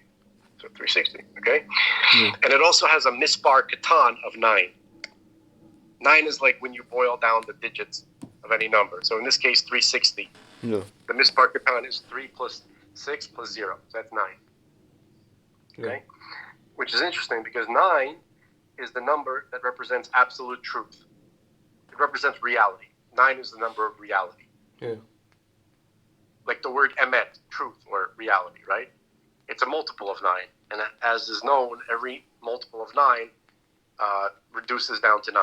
Like emet, what is that? That's Aleph, Mem is 40, so that's 41. And then Tav, so it's 441, right? So add up the digits. 4 plus 4 is 8, plus 1 is 9. So any multiple of 9, that is the case. That's a phenomenon with 9. It always boils down to the same truth. Okay. So the second fulfillment of Shin is Shin, Yud, and Nun. So basically, what is the second fulfillment? So the first fulfillment is when you expose the letters that are hidden within the name of the letter Shin. The second fulfillment is when you are exposing the letters that are hidden within the letters that were hidden in the letter Shin. Do you see what I'm saying? Yep. Like this process can expand for infinity. Yeah. Okay, so the second fulfillment of Shin is like this: Shin, Yud, Nun, and then Yud, Vav, Dalet, right? That's how you spell the Yud. And then Nun, Vav, Nun. That's how you would spell the name of the letter Nun, okay? And it has a final, it also has a final mispar katan of 9. It boils down to 9. So even in its extra expanded form, it also boils down to 9, which is an anomaly. That's not, that's not guaranteed to happen. That's very, very, unusual, okay? So the first fulfillment translates as either like the word, right? The word Shin, the name of the letter Shin. It's also a word. It means tooth. Yeah. Or it could mean ivory sometimes. Or sometimes it means to replace, right? Like to change, like shinoi, right? Yeah. When taken from the root, shinoi, right? Taken from the word shinoi. So these alternative meanings are interrelated in that the tooth enamel is a material similar to ivory. Teeth are also the only part of the body that are replaced once primary teeth fall out and then permanent ones grow in their stead. Okay. Mm-hmm. So the letter Shin, the Shin letter is unique in that it is the only regular letter that is found in 2 different formats. So on the tefillin that are worn on the head, right, tefillin shel rosh, one side contains the usual 3-armed letter, right? And then whereas the opposite side has a 4-armed one. So we find a hint to these 2 different sheens in the Torah itself. Yeah. So the first word of the Torah, Bereshit, right? Mm-hmm. It can be written like this. It can be written Yorat Bet Shin, or Yerat Bet Shin, which means the fear of 2 letters Shin, of 2 shins. Basically what he's saying is, if you were to rearrange the letters that spell the word Bereshit, okay, it would be, if you were to spell it like this: Yud, Resh, Aleph, and then Tav. That's one word. And then Bet is it means with, but it can also represent a number, 2. Okay, and then the letter Shin at the end. So you could say fear of 2 shins. It's a phrase, okay? In Tikkun Zohar, it's a book that I believe primarily focuses on 70 special permutations of Bereshit. Yeah. I'm not sure if this is one of them. Could be. Mm-hmm. So the fear of the 2. By the way, permutation. That's another way that information is encoded in the Torah. Oh, can you give me 1 second? Sure. Just give me 1 second. We're back. All right. And we're back. All right. Yeah. Okay. You were saying, so we were saying how the word Bereshit, it's the letters within the word can be scrambled and permuted to spell out this phrase, which is Yirat, which means the fear of, Bet, which is 2, right? Bet, because Bet it's also the number 2, and then the letter Shin. Okay, so remember we were talking about these 2 shins Yeah. These two versions of Shin. One of them, the regular 3-armed Shin that we're used to, and then there's a 4-armed Shin that appears on the tefillin. Right? So this is a remez that is alluding to these two different Shins right in the first word of the Torah. Yeah. Okay. So, okay. Now, so what does it mean? Okay. So it says that second. Yeah, so again, that phrase means Yirat Bet Shin, means the fear of 2-letter Shin. Okay? This is a reference to the 2 Shins on either side of the tefillin shel Rosh. This understanding of the word Bereshit, right, its permutation, is reinforced in the pasuk. There's a verse that has no vowels, so I'm just going to read it in English. And all the nations of the world will recognize that the name of Hashem is proclaimed over you, and they shall fear you. So that's from Deuteronomy 28, chapter 28, verse 10. Okay? So the Gemara explains that this verse refers to the time when the nations of the world will acknowledge the name of Hashem as proclaimed by the performance of the commandment of tefillin, an act that will cause the nations to revere the nation of Israel. Yeah. Okay? So this is derived from the above verse that we just quoted, okay? As the acronym of the words Shem Hashem Nikra, meaning the name of God they will call. It spells out the fulfillment of the letter Shin, referring to the tefillin shel Rosh. So let me just take a look at this pasuk really quickly. So, V'ro'u kol ami ha'aretz ki Shem. That's the name. So the letter Shin, right, is the first letter of the word. It's a 2-letter word, but the Rosh Teva there is a Shin. The next word is Yud He Vav He. Okay, so Yud He Vav He, the first. It starts with the Yud, right? Yeah. That's the first hidden letter within the letter Shin, right? Oh, can you hold on a second? I'm sorry, this stuff just got a little Soviet here.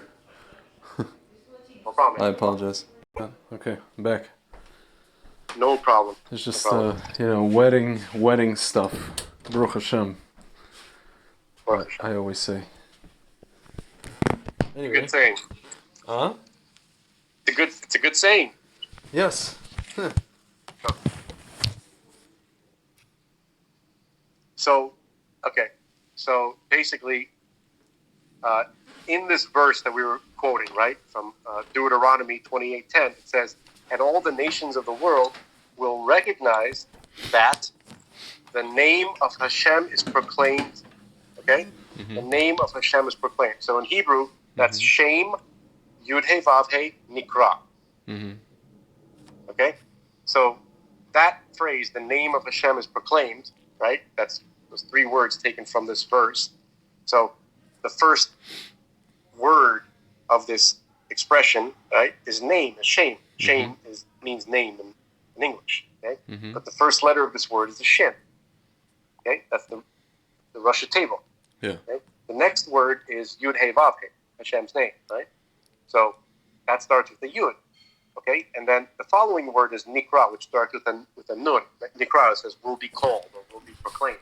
Okay, so the Rosh Teva of this central point of this verse is Shin.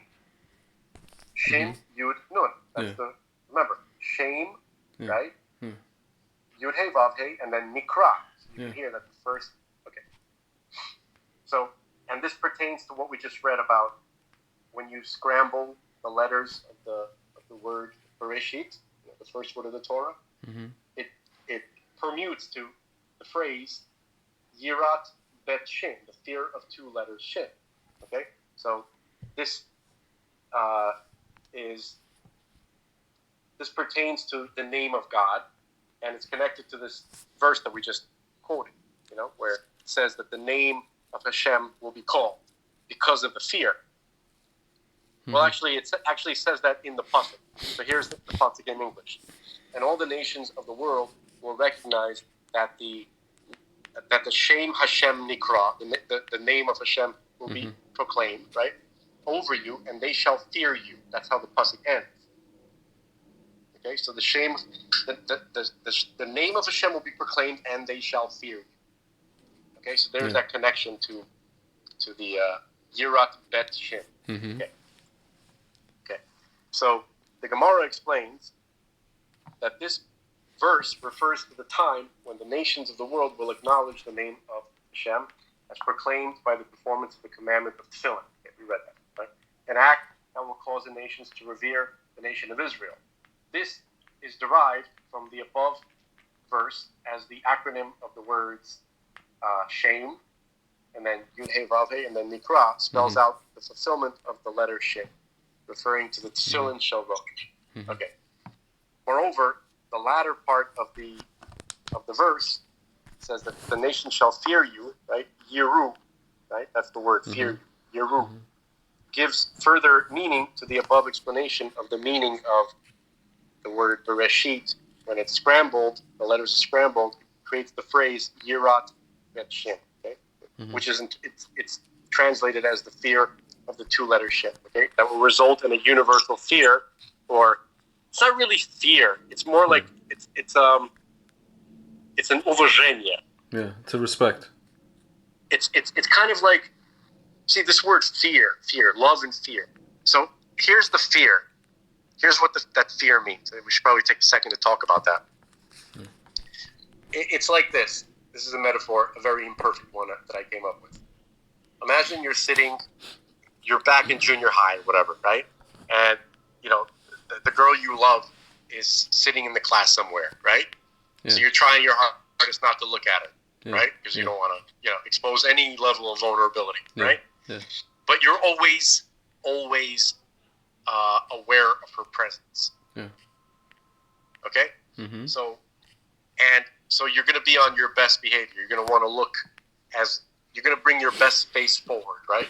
Yeah. You're going to put on your best whatever, okay? And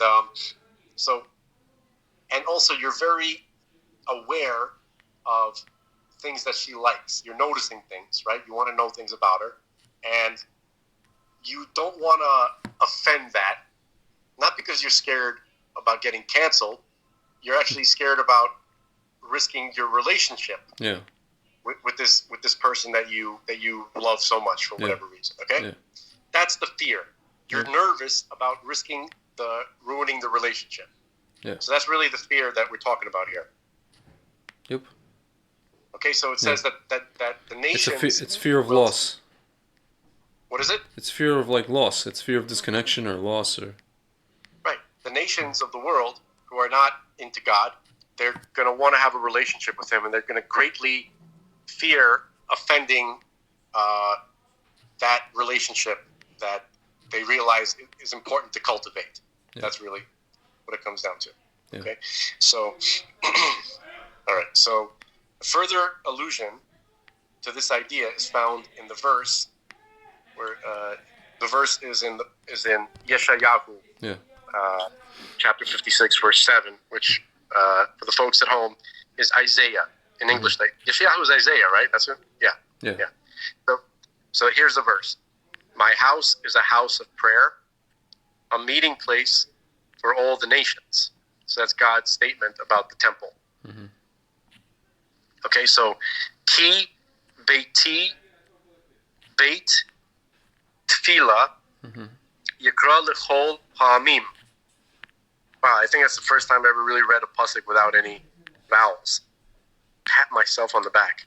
All right. Okay. So, all right. So the double expression of where's the double expression? The double expression of Beiti Bayit, right? Which is in the pasuk. It's like this. It says Ki, and then it says Bet Yud Tav Yud, right? That's Beiti, and then it says Bayit by itself, Bet Yud Tav, right? So it's like my house. That would be the literal translation of the way those two words are used in this verse. Yeah. So this kind of repetition, this is a reference to the large bet the large letter bet that we find at the beginning. If you're going to open a Torah scroll, and you're gonna wind it all the way back to the beginning where it says in the beginning, right? The word Bereshit. So that word, the first word of the Torah, starts with a bet that is larger than all the other letters. Yeah. Okay, it's twice as large as all the regular letters. Okay. And again, so we have this double use of the word bet, right? Like buy it, right? Yeah. By the way, the name of the letter bet, right? The letter bet, how would you spell that name? It would be bet Yutah. That's exactly the same way as you spell the word house. Yeah. Okay? So in this verse of Isaiah, Yeshayahu, on chapter 56, verse 7, you have this double expression of Beiti bet. So that's bet Yutah, then the letter Yud, and then again, bet Yutah. Okay? Yeah. So that's a double measure of bet. Yeah. Okay, and this is connected to the double-sized bet in the beginning of the word Bereshit. Mm-hmm. Okay. So the word tefillah in the phrase ki beit tefillah refers to the tefillin, as these words share the same root, right? Tefillin, tefillah. Tefillah means prayer, and tefillin are these. They're unfortunately translated as phylacteries. Yeah. Right. You know that word it's only used to describe this object on planet Earth. Yeah. It doesn't mean anything else. You're talking about tefillin? For the word phylacteries, the English word or whatever. Yeah. It comes from like Greek or whatever, but it's only used to describe this one object. It's not used to describe anything else on planet Earth.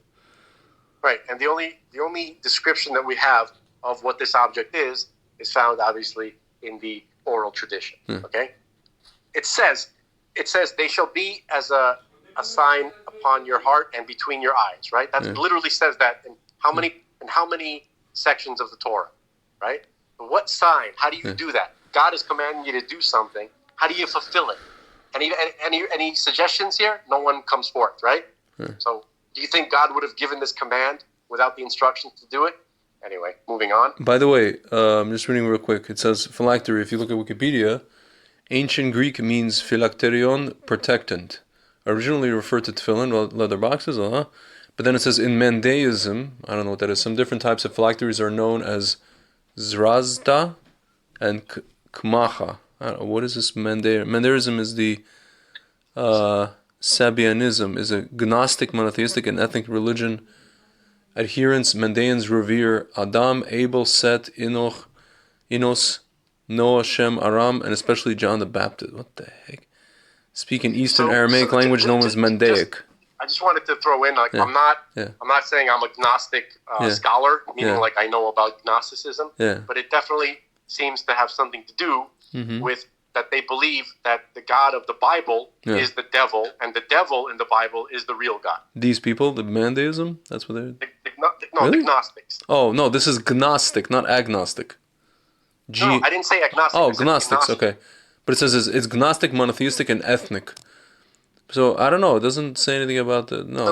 So they're monotheistic. They don't believe in the Satan. They don't no. Right, but they believe that the God who created this world and the God that's described in the Torah, that's the real evil one. No, it says Mandaism is a religion of Mandaean people, is based on a set of religious creeds and doctrines. Corpus of Mandaean literature is quite large.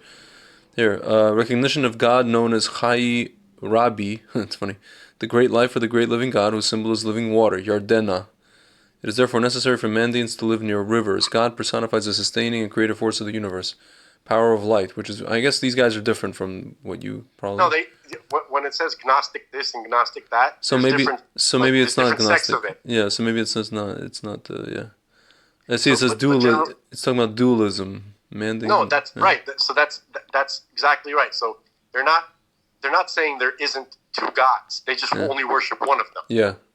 Well, but they talk about it's light. It's not. They don't talk about. They don't talk about what's it called. See, it says Mandaean theology is not systematic. There's no one single authoritative account of the creation of the cosmos, but rather a series of several accounts. Interesting. Hai Rabbi, the great life. The Great Living God. Interesting. I never heard of this stuff. Yes, he says there are numerous utras, angels or guardians, manifested from the light that's around. It sounds like Kabbalistic stuff.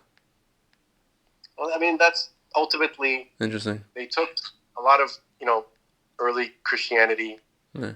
They took, obviously, Kabbalistic ideas, and they saw concepts that they could use and adapt.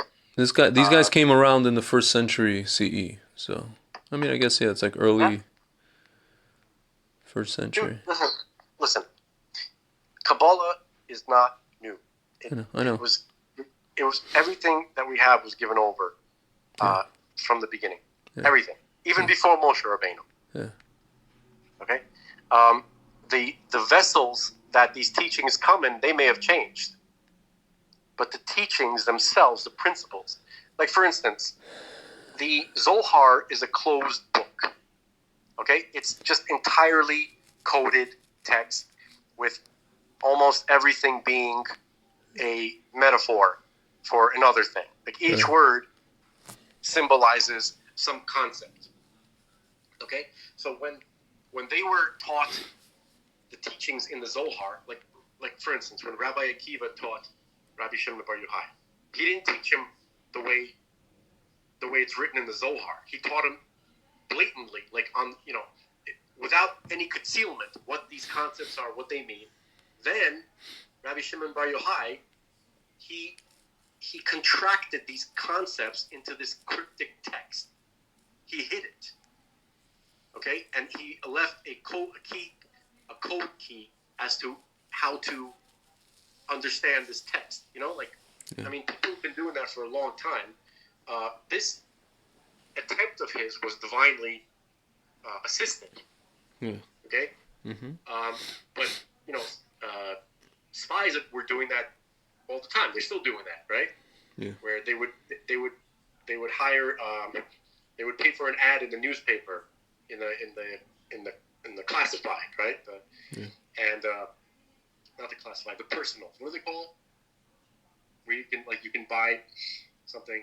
The personal ads, right? Yeah. So and then say like the spy will say, okay, so on the 3rd Thursday of every month, I'm going to report to you my findings. It's going to be in the Continental Gazette in the personal ad section, right? Yeah. Look for this, and then they get the message, and then they have the thing to translate the message. They know what each letter means. They know what these phrases are about. So it's a secret language that they're communicating in. Okay? But Rabbi Shimon bar Yochai, Rabbi Akiva didn't teach him in a secret language. He taught him, completely revealed. So he had to hide these teachings, and for, the reason why they had to make this stuff secret is a different conversation, by the way. Okay? So, which is actually super important. Yeah. And I've been meaning to touch upon it. Can we touch upon it for a moment? Please do that. Okay.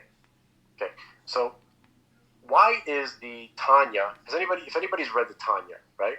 Mm-hmm. It seems like a book that reinforces regular Torah concepts, okay, and it emphasizes love of God or having a very spiritual life and a spiritual connection, and you're wondering, like, what is this? This is considered a secret text. Why? Mm-hmm. It doesn't, like, I was thinking, like, when I first heard about Kabbalah, I was like, is there a book somewhere that teaches me how to shoot lightning from my fingertips? Because now that's a secret. Like, I'll okay. And then when you get introduced to Kabbalah, you're like, what is this secret here? Like, this doesn't make any sense. Why is it secret? It's all a bunch of stuff about how to get closer to God. Yeah. Yeah. It's like, what is this? It's like, this is very disappointing. What about the lightning? Yeah.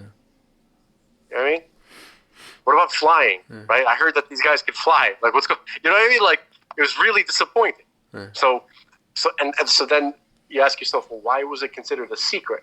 And here's why. Yeah.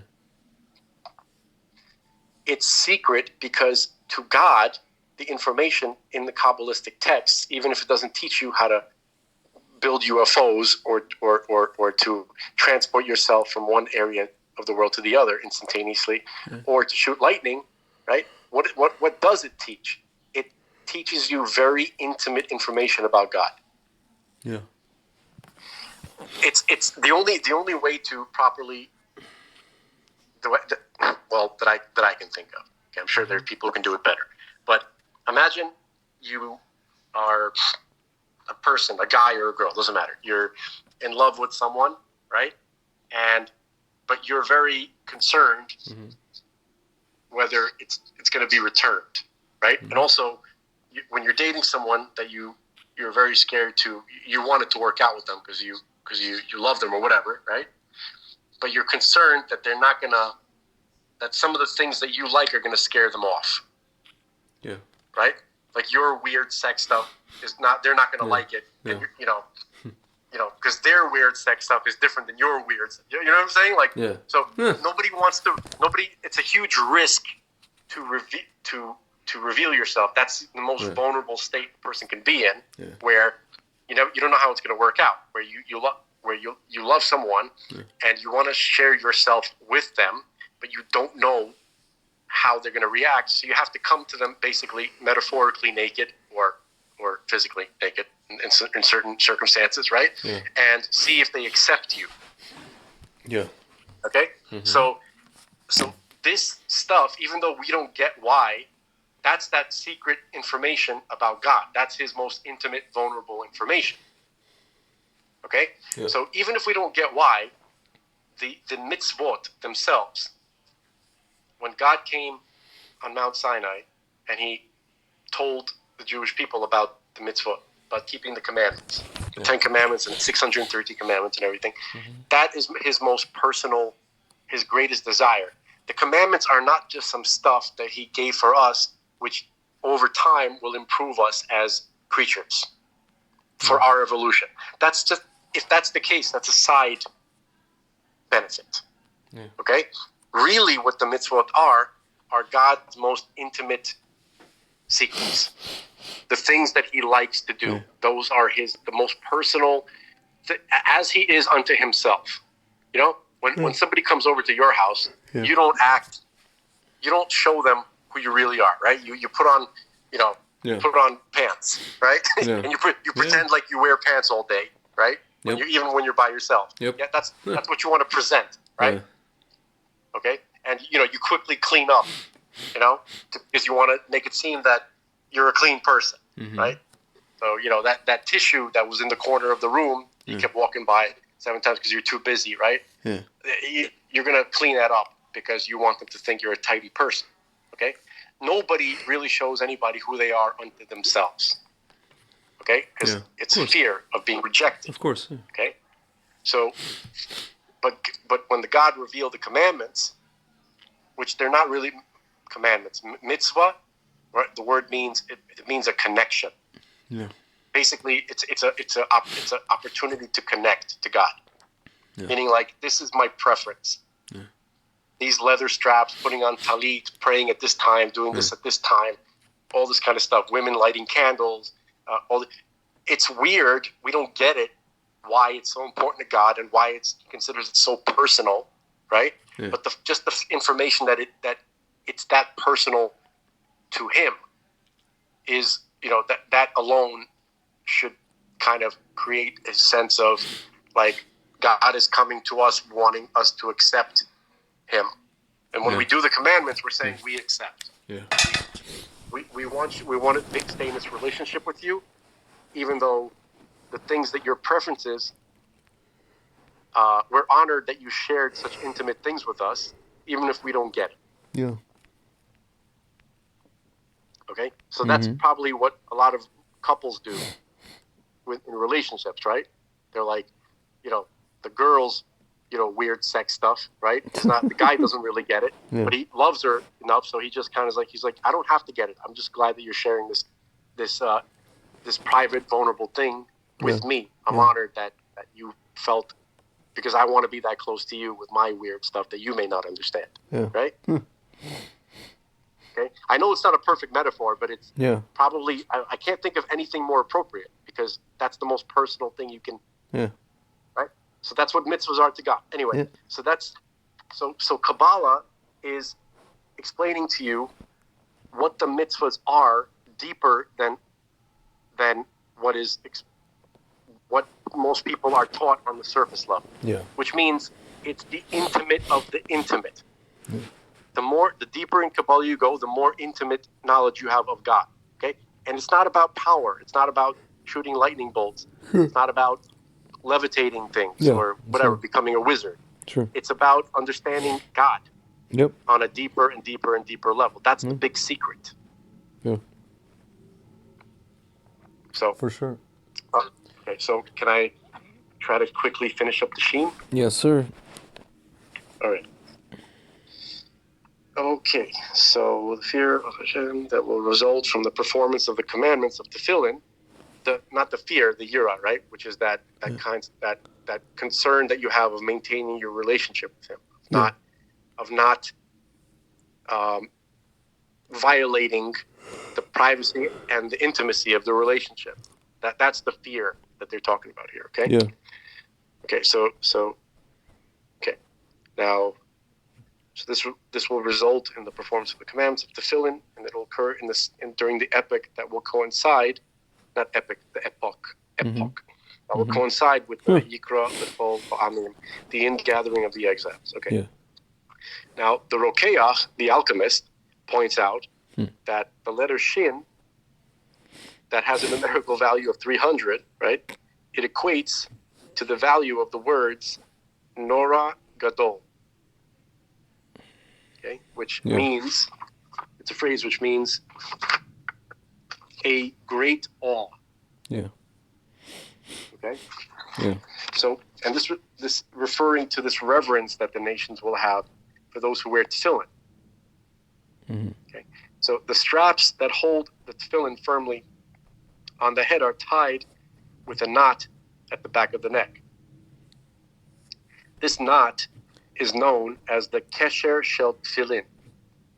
The word kesher has a numerical value of 600 because it's spelled kuf, shin, and resh. Kuf is 100, shin is 300, and resh is 200. So that's 600. Okay, so kesher means 600. And that's the same as the total of the two shins that are embossed on the tefillin. Right? Because shin plus shin is 600. Yeah.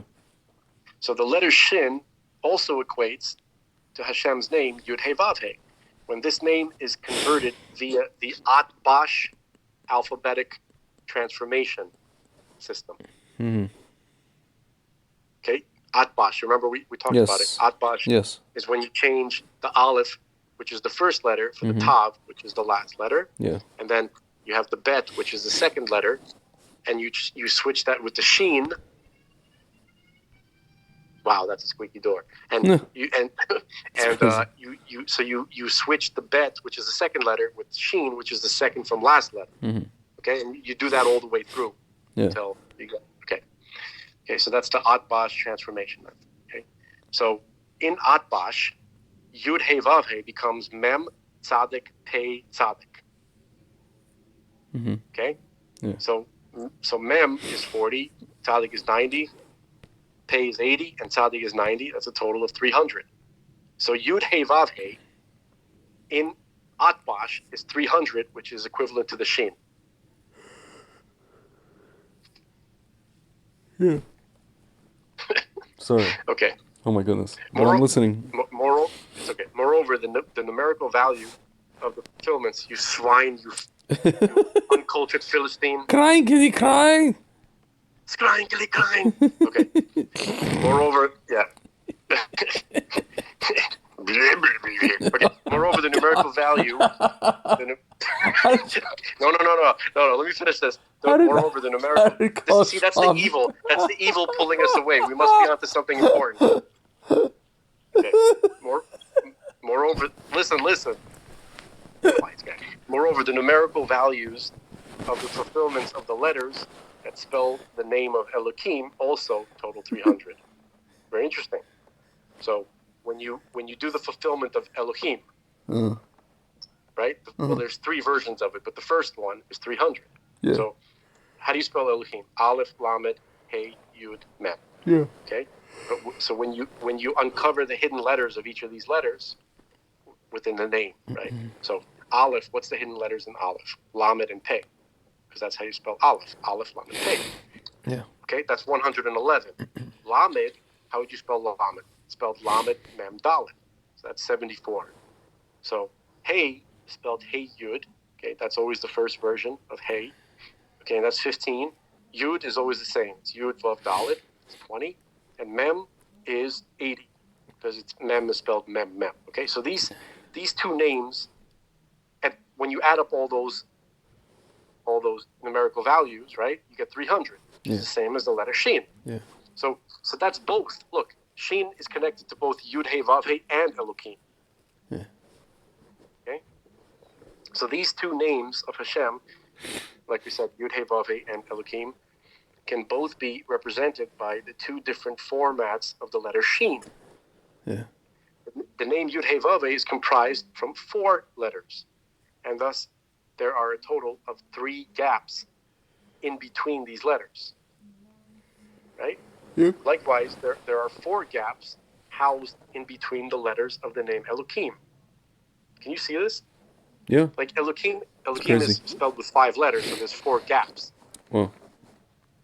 Right? So so Elohim is connected to the 4-letter Shin in Tefillin, and Yud Hey Vav Hey, which has, because it's a 4-letter word, it has 3 gaps.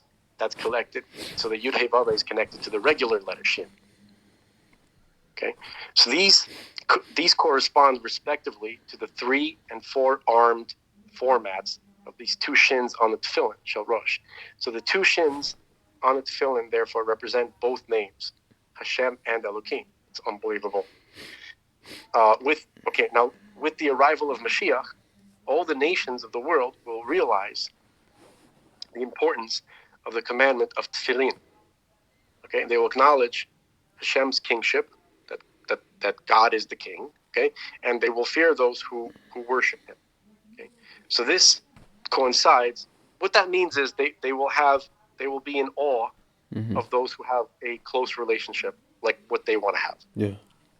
But that's a good thing, because it's not about taunting or teasing. It's about it's realizing, like when you see somebody who's in shape, you're like, oh man, I want a 6-pack too. Yeah. That kind of thing. Yeah. I'm always bringing these vain metaphors. Yeah. Anyway, listen, that's what I can relate to. That's So the I'm sure I'm not the only one. We're making this real. No, listen, we're making this real. Yeah. Like, damn, I want a 6-pack. All right, so this coincides with the proclamation of Hashem HaElohim, right? I'm sorry, Hashem Hu HaElohim, right? yeah. As represented in the 2 shins on the tefillin Shel Rosh. Okay. Hashem Hu HaElohim means the Lord, He is God. Okay.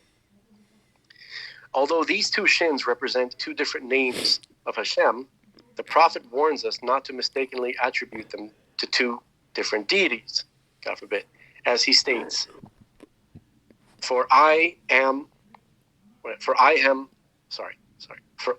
Hashem, have not changed. Mm-hmm. Okay, that's from Malachi, chapter 3, verse 6. That's, I believe, in English they call that Malachi, right? Malachi. So the prophet, Yeah. Malachi. Yeah. Mordecai, Malachi. Yeah. Yeah. Yeah. So Malachi is a book of the prophets, okay? Yeah. Chapter 3, verse 6, and that's where that statement is. So, Ki ani Hashem lo shaniti. I do not change. For I am God and I do not change. Okay? Or no, I'm saying, actually it says, for I am God and I have not changed. Okay? So, so these 2 shins are alluded to in the word shaniti, which means I have the word shaniti means I have changed, but before this word there's the word lo, which means not. Right? So in Hebrew, the no part comes before the word. So shaniti it means I have changed, and the first 3 letters are shin nun yud, which are the letters that spell the letter Shin, the name of the letter Shin. Okay, as it incorporates the fulfillment of the letter Shin. Fine. So we must realize that any deviation in our perception of Hashem, as understood through his various names, is only as a result of our limited human understanding. Meaning, like, if God looks different to us when we think about Elohim than when we think about Yud He Vav He, it's something's off with our perception. Mhm. That's not supposed to, that's not the correct view. Yeah. Okay? So God is a complete unity. Okay? He doesn't change. Yeah. Okay? So, okay. Hashem himself has not changed. So, one second. So, we must realize that there isn't any deviation, and we must realize that any deviation in our perception of Hashem, as understood through his various names, is only as a result of our limited human understanding. Okay, Hashem himself has not changed in any way. The shape of the letter Shin represents a flame, Mhm. which produces light. Yeah. There are 3 primary colors and 7 rainbow colors inherent in light. Yeah. These 2 aspects are incorporated in the 3-armed letter. Read that one more time. There are 3 primary colors and 7 rainbow colors inherent in light. Mhm. So these 2 aspects are incorporated into the 3-armed letter, which is Shin, okay? And the 7 arms of both letters on the tefillin, right? So when you have 2 shins, one has 3 arms, the other one has 4 arms, right? Yeah. Okay. So that goes into that 3 primary colors and 7, rainbow colors, right? So the faculty of sight is housed in the skull of the head. And appropriately, the 4-armed Shin appears only on the tefillin worn on the head. Those worn on the hand represent the sense of touch. Mhm. So when the fulfillment of the Shin translates as change, right, Shinoi, right, it can represent the positive effect of giving generously to charity. Yeah. The act of giving charity causes a positive change in the donor. Charity is separated from one's earnings, similar to the separation of the tithes, the maaser, from produce.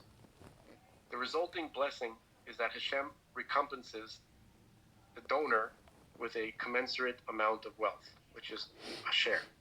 Mhm. Okay, it's the same root as maaser. It's ayin. Maaser is spelled mem ayin sin, which is shin resh, and then wealth is ayin shin resh. Yeah. Okay, so this is alluding to the fact that one who gives maaser will be blessed with asher. Okay. Now the 2 shins on the tefillin shel rosh together spell out the word shesh. Yeah, 2 shins, right? Shesh. Yeah, That's yeah. how you spell the word shesh. Yeah, Shesh sure. means 6. 6, It's the number 6. Yeah. When joined together to form the word shesh, these two letters have a total of 5 spaces between their respective sets of arms. Okay, so let's see, 1, 2, 3, 4, 5. That's for 2 regular letter shins, I think he means. Okay, so 1 second. Well, yeah, I mean, you never see the 4-letter shin. You never see the 4-armed shin used in a word. It's only seen in tefillin. Yeah. So shesh is always spelled with 2 regular letter shins, and there's 5 spaces. Like, there's the 2 spaces inside each shin, and then the 1 space that is between the letters, and then the 2 spaces. So that's 5 spaces. You with me? Yes. All right. I'm listening. 5 spaces between their respective sets of arms, alluding to the teachings of the Mishnah, right? Where it says, specifically in Kilayim chapter 3, Kilayim is mixtures, right? Yeah. So that states that in a patch of field that has a minimum size of 6 square tefachim, a tefach is a fist. It's a fist size, yeah. It's a length. It represents the length of an average person, average guy's fist, I guess. Okay, the height of it actually. Okay, so Kilayim states that in a patch of field that has a minimum size of 6 square fist lengths, tfachim, one can plant 5 different species without transgressing the prohibitions of planting kilayim. Meaning there are prohibitions against mixing, creating hybrid plants. Okay? So that prohibition, if you stay within 5 plants growing in the same patch, then you're not transgressing that prohibition. Okay? And that's hinted within the 5 spaces between the arms of the word shesh. Okay. Right, so this is represented by the combination of the word shesh, 6. These contain 5 separate spaces between the arms of the letters in which to plant these individual species. Interestingly, the very shape of the letter Shin is similar to that of a growing vegetable, with the bottom point of the letters being on the ground level. So the combination of these 2 formats also represents the 4 species that we wave together during the festival of Sukkot. Of these 4 species, the lulav, hadas, and arava are bound together, which is represented by the 3-armed letter Shin.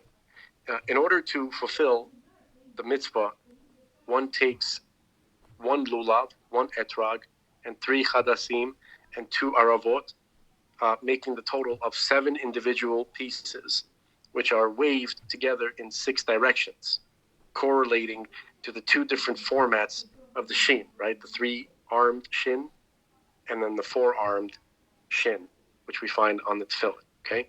Which together have 7 arms, and it translates as the number 6. It's crazy. It's incredible, all these themes. Okay, It's unbelievable. Okay, now using Atbash again, the Atbash transformation method, system, the letter Shin converts into a bet, right? Because Atbash, Aleph, converts to Tav, and a bet converts to Shin, okay? All right, thereby connecting it to the first letter of the Torah, right? In Atbash, Shin is connected to Bet, and Bet is the first letter of the Torah. So this is written as a large letter, right? We talked about the big Bet in the beginning. And it's known as the Beit Rabati, the large letter Bet. And an expression that has a numerical value of 1,024. So I guess this word Bet Rabati, right? 1,024. Because well, okay, so let's spell this out, this phrase. Bet Yud Tav, that's Bet, right? And then Rabati is Reish Bet Tav Yud. So when you add up the gematria of that phrase, it's 1,024. And that equates to the combined numerical value of the 4 species. Etrog, Lulav, Hadas, and Arava. If you were to add up the numerical value of the 4 species as they're written in Hebrew, it would be the same as the big bet. This is crazy. Furthermore, the Magen David explains that since a large letter is written twice the standard size, it is considered equal to 2 normal-sized letters. Thus, the large letter bet in Bereshit represents both of the 2 shins in the tefillin shel rosh. Because remember, Atbash, if you have 2 bets, you have 2 shins.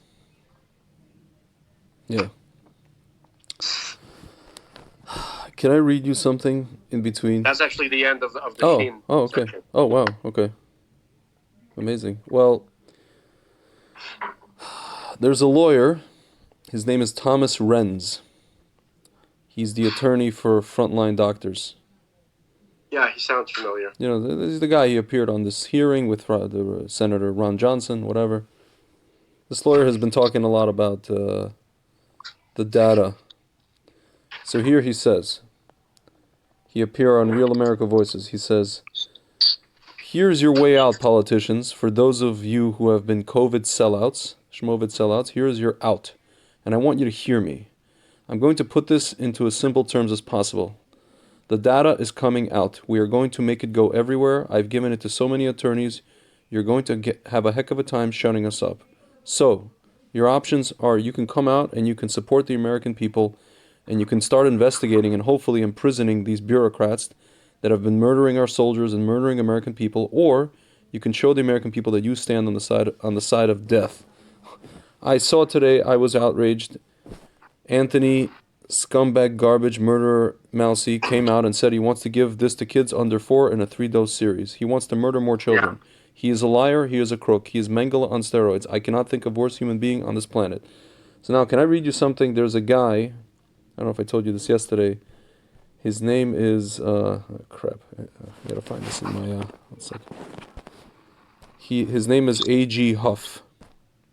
He used to work with Schmazak, Peter Schmazak, of Shmiko Schmelth Schmalliance.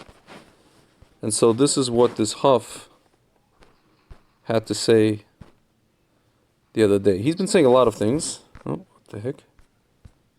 What happened to this? What the flip? Something went wrong. What's going on? I hope they didn't. What happened to my Twitter account? Oh, that's not good. That's not good at all. Hold on. What's happening? Something is weird with my Twitter. Schmitter. 1 second. 1 second. Let's do AG Huff Twitter. Okay. Just go on the mobile version. I mean, it's just like whatever. Okay. So he is a person who used to work. See, he says he's been saying that that Shmiko Health Schmalliance is a CIA front organization, and actually the project was here in the States. I mean, we know that from UNC, North Carolina, and it was just moved over to China, Shmina. Yeah. So here he is in a tweet yesterday. He writes, I don't even know where he got this date from, but I guess he knows something we don't.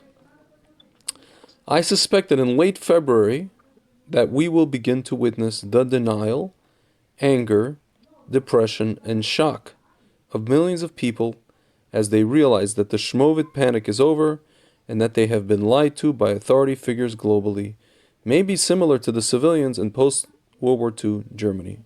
So he basically seems like he knows what's coming. Stuff that's going to start coming out very, very soon. And when it comes out, people are going to, like, you know, we talk about this all the time, man. People are going to realize that they basically have garbage in their blood. Yeah. Should we talk about Tel and Elohim? We can. Yeah. So you and I, we spoke about this today. How is it that your brother says that? And, you know, the question is, you know, your brother says that, and a lot of people, some people say, you know, that makes sense. Even some people who are actually took the stuff, you know, understand what your brother is saying, and they kind of like, you know, in Russian say "берегите себя," you know, they're kind of watching themselves and all this kind of stuff. But there's a lot of people who get very, very upset, and we were asking, are people ready to even hear that? You know, are people ready to hear your brother go on national television, global television, and say these things? You know, and talk about child sacrifice, and talk about Adam and Chava, and talk about, you know, use the term poison death snot, yeah. You know, and say that people who took this stuff 2 or 3 times are not even anymore made in Tselem Elokim, the image of God. That is some harsh, you know, I mean, it doesn't make it untrue, but that are tough things to hear. And isn't it harsh not to let people know that that's happening? Of course. But, like, who the hell wants, you know? It's like, you ever see the movie Snatch?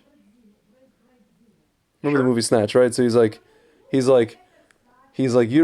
guy lands, what's his name?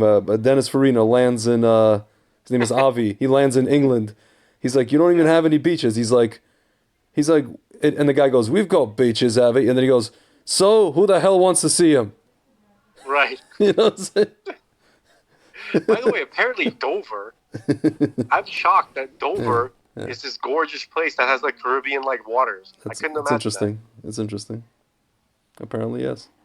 Well, we've got beaches, Avi. So who the hell wants to see him?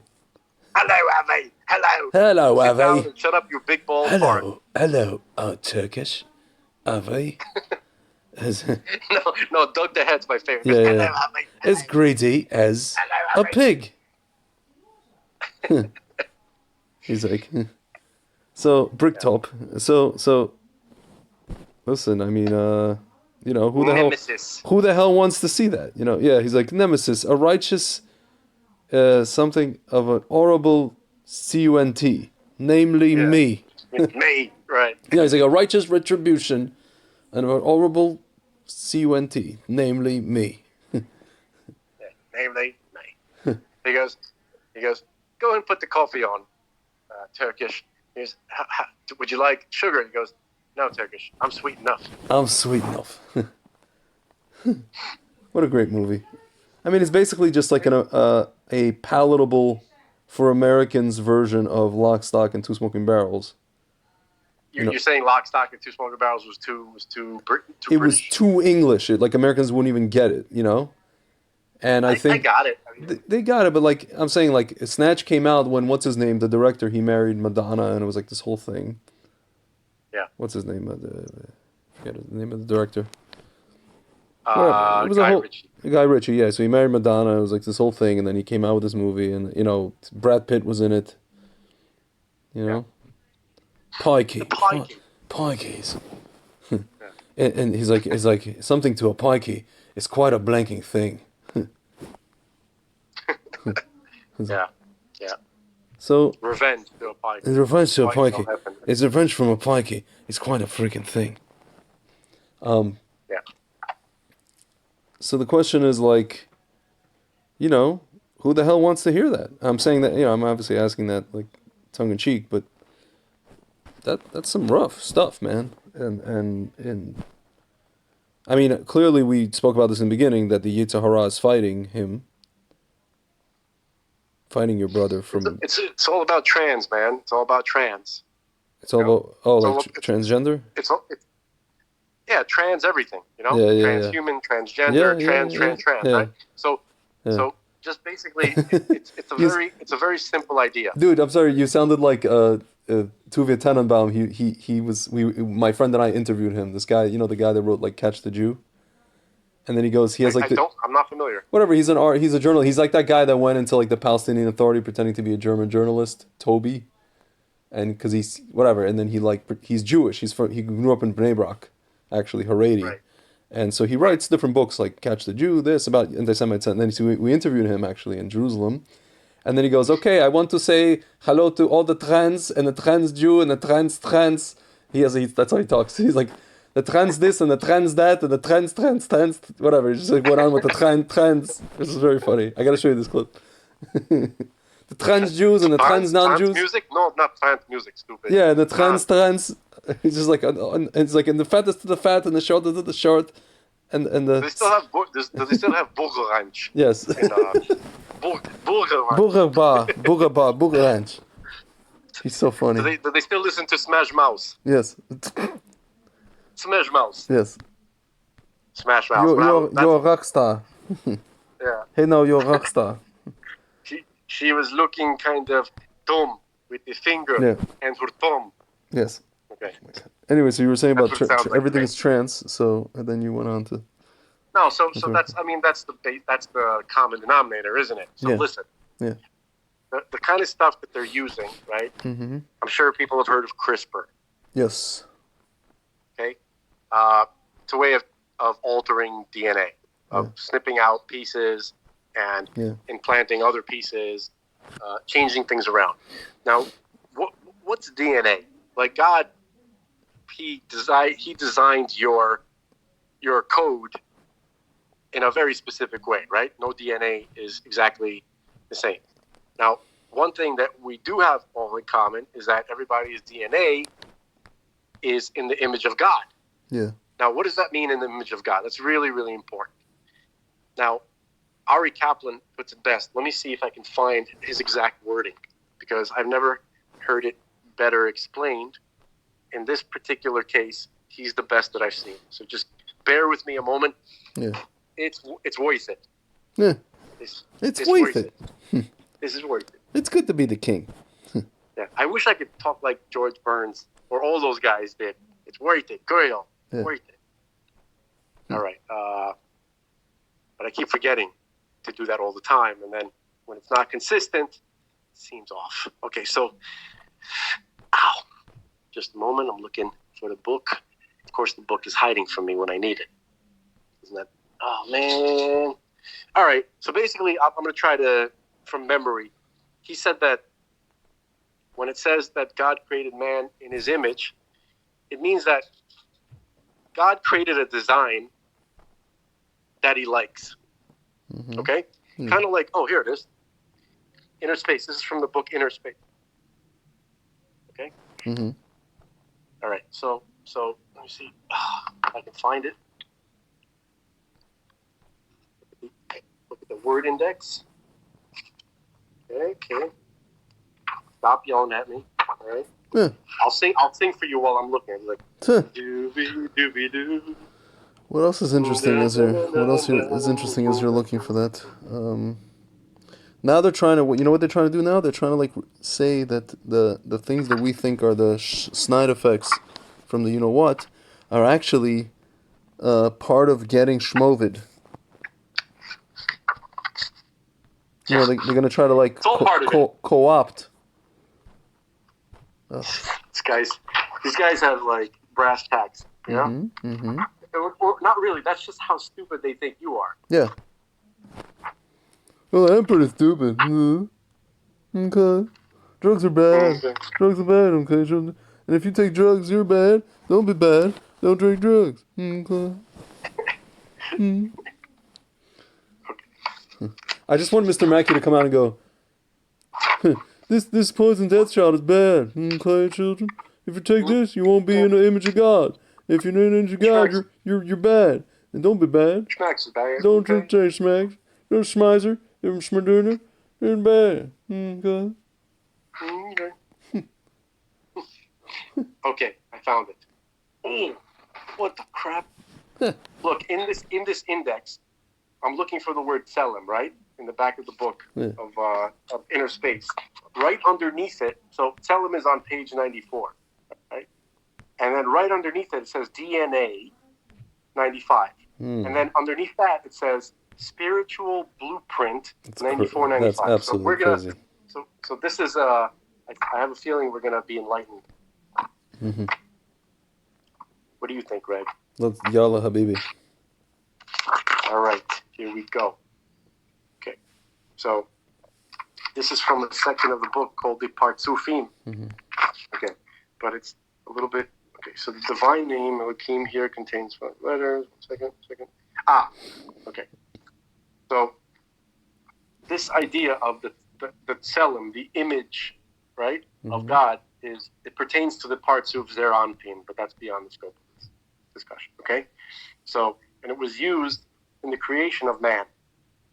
Okay, so this is indicated in the final letter of the word B'Tsalmo in his image, right? Because which can also be read as B'Tselem Vav. Vav is the 6 Sfirot, you know, the emotional Sfirot, which is the same as Zeran. Okay, so in the image of Zeranpin, that's what B'Tsalmo means. Yeah. Okay, so that is with the image of the Vav. Okay, so the letter Vav has a numerical value of 6, representing the original 6 Sfirot from Chesed to Yesod that broke and fell in the universe of Tohu Chaos. It is the 6 Sfirot that characterize the parts of Zeranpin. You're a little muffled. Just letting you know. I'm sorry. How's that? Yeah, it's better. Okay. So it is the 6 Sfirot that characterize the parts of Zeranpin as it goes through its initial stages of gestation and nursing. Zeranpin, you know? So this, everything that, whenever we learn about Zeranpin, that partsuf, we are watching a blueprint, an instruction manual for the human being. Yeah. Okay? So this, we can begin to see that this quote-unquote tselem, this image, is more than a vague prototype. Okay?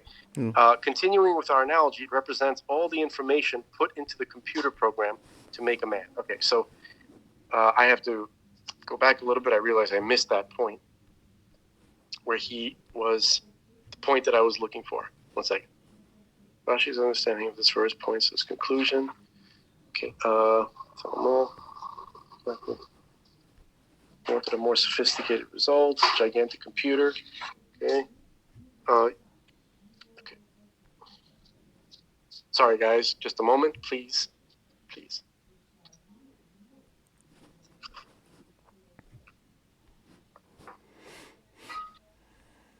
Ultimately, the Sphirot and Partsufim represent different aspects of God's relationship. I'm just skimming so I can find that point. Yeah. Okay.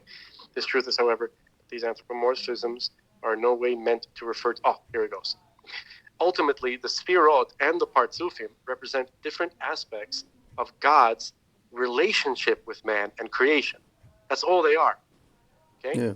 Since this relationship is a dynamic one, it is best described in anthropomorphic terms, which allow us to relate to God in a very human way. Okay?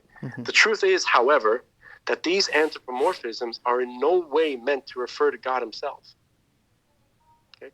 By way of analogy, they are like a series of minute filters that God created in order to allow us to draw near to him and still not be obliterated by his infinite light. When we now take these filters themselves, he's talking about the Sphirot, the filters, right? And examine them, they can be seen as complex spiritual structures that are coded to perform certain specific functions. So taken all together, they resemble a master computer program that contains all the information necessary to fulfill God's primary purpose of bestowing good upon man. So using the analogy of the computer, let us say that we wanted to design a man, we would first make a sketch.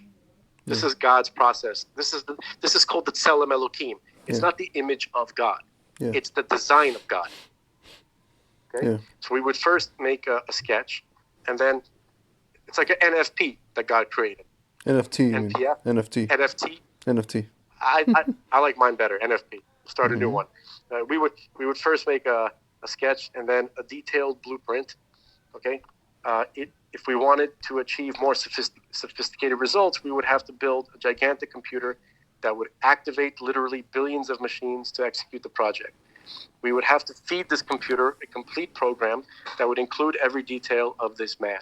Okay, this is exactly the way the biblical account for the creation of man reads. It says, Vayikra, sorry, but what does it say? Vayibra, Vayibra Elohim et ha'adam b'tzalmo. That's Genesis chapter 1, verse 27. Yeah. So this is traditionally understood as God created man in his image. However, the preposition be, right, can be in, right? Like when you put the letter bet in front of a word, right? B'tzalmo, bet.